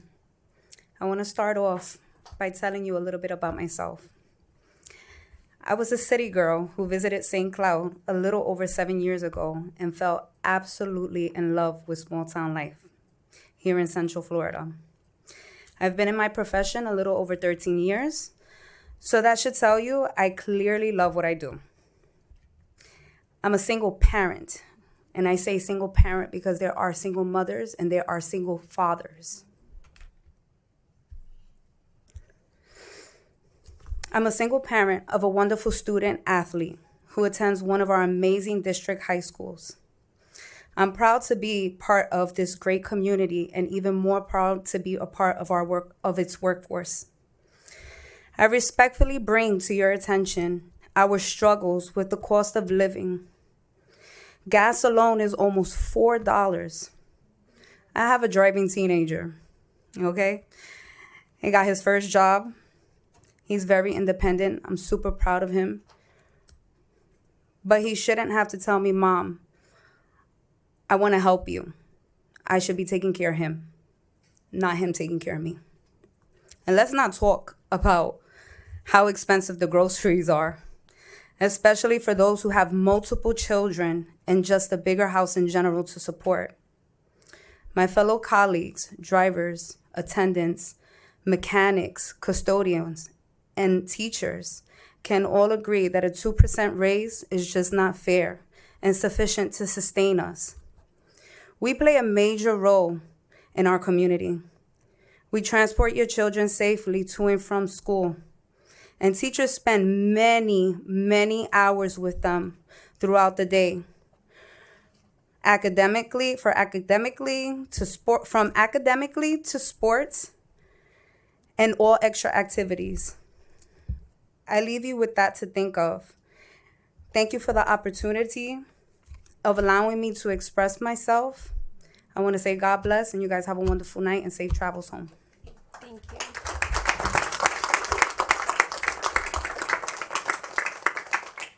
Trey Johnson.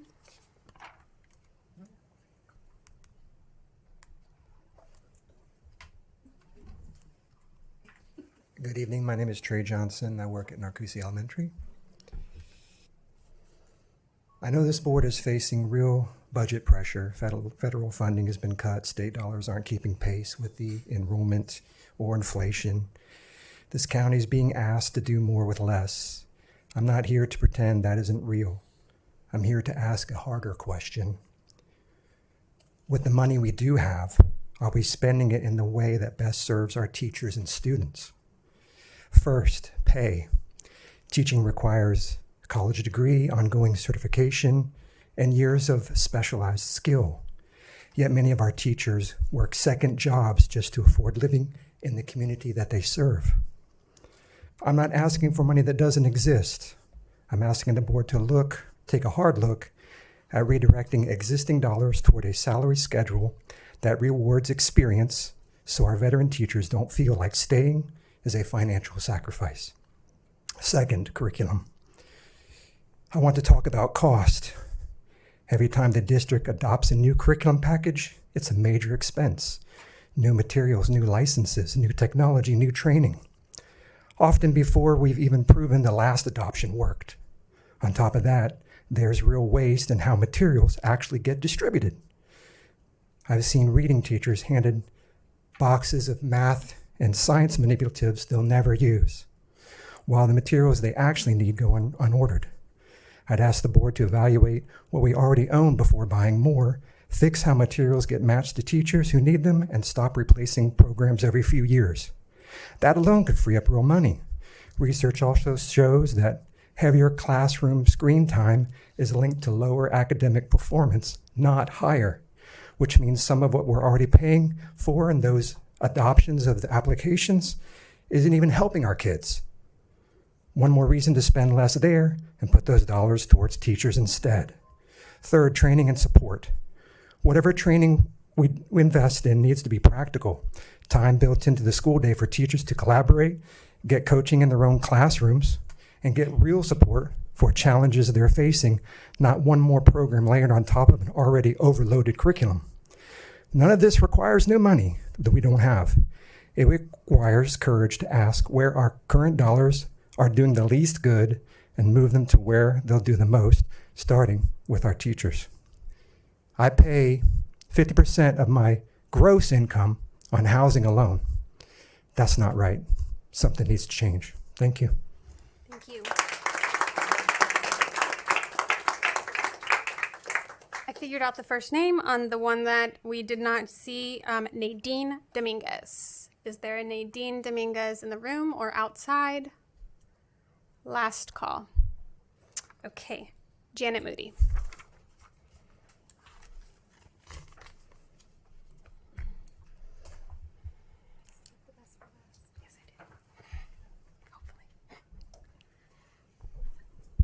Hello, board members. For those of you in the room that don't know who I am, I'm Janet Moody. I'm the president of the Osceola County Education Association, and I represent the largest amount of employees that we have in this district. And I'm going to say something for the benefit of all of them because they might not know how things work as you guys do. I cannot come up here tonight and speak about anything that's on the table for bargaining. That would be considered borderline illegal. So I can't talk to anything that you guys are talking about. So I want you to understand, I've listened to your stories, I hear your stories, I understand, I feel them, okay? That being said, I also listened to what the comments have said, and I have really struggled since the day the Facebook post was put out as to how I would address you guys. Because in my heart, I love all of you. I respect your positions. I think the world of all of you. I want you to know that this summer, well, really, since March of this year, I have lived one crisis after another as a union president in this district and in this state. I turned around an instructional bargaining unit.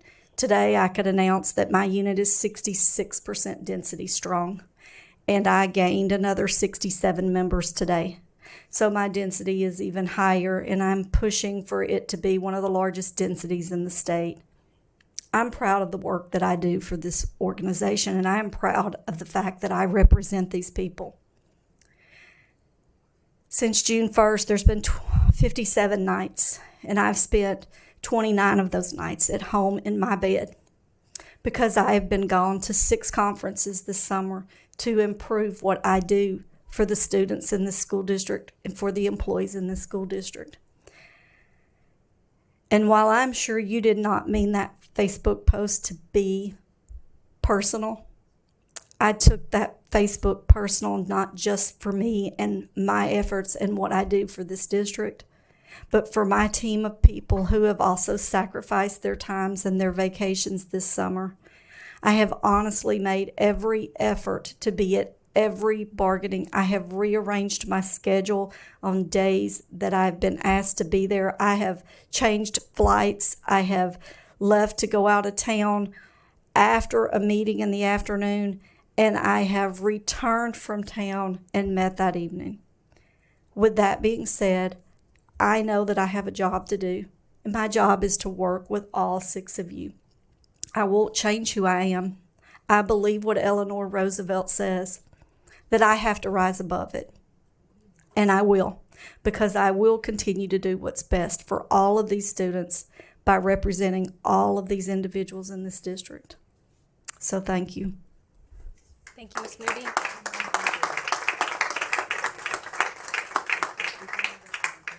With that, I have no more public comment cards, so public comment is closed.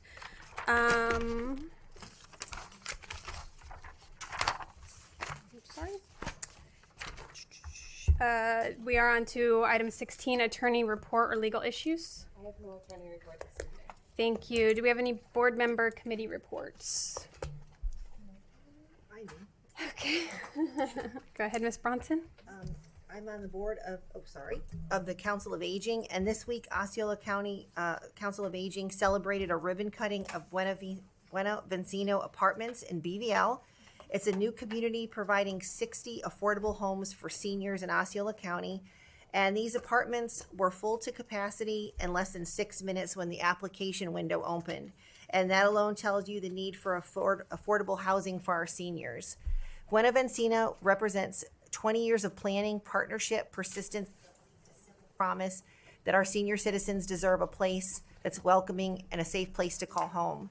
And I want to just give a special thank you and acknowledgement to Wendy Ford, the president of the Council of Aging, Osceola County District 3 Commissioner Viviana Janer, District 5 Commissioner Ricky Booth, Desiree Matthews, the Deputy City Manager of Kissimmee, Congressman Darren Soto, Representative Jose Alvarez, and Erica Booth, Jason Keller and Alex Redkin of the State Government Affairs for Spectrum, because they gave a $15,000 check to benefit computer literacy for the Senior Center at Buena Vincino, and Angelica Rodriguez Perez, the SVP of Housing, Osceola Council of Aging. And this is one more thing. This was more than just the opening of a community.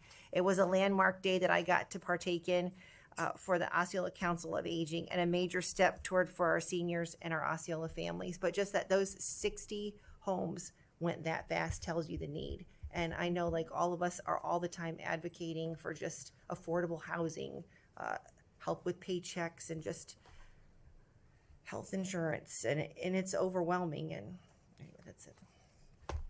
Any other board committee reports? With that, this meeting is adjourned. Thank you.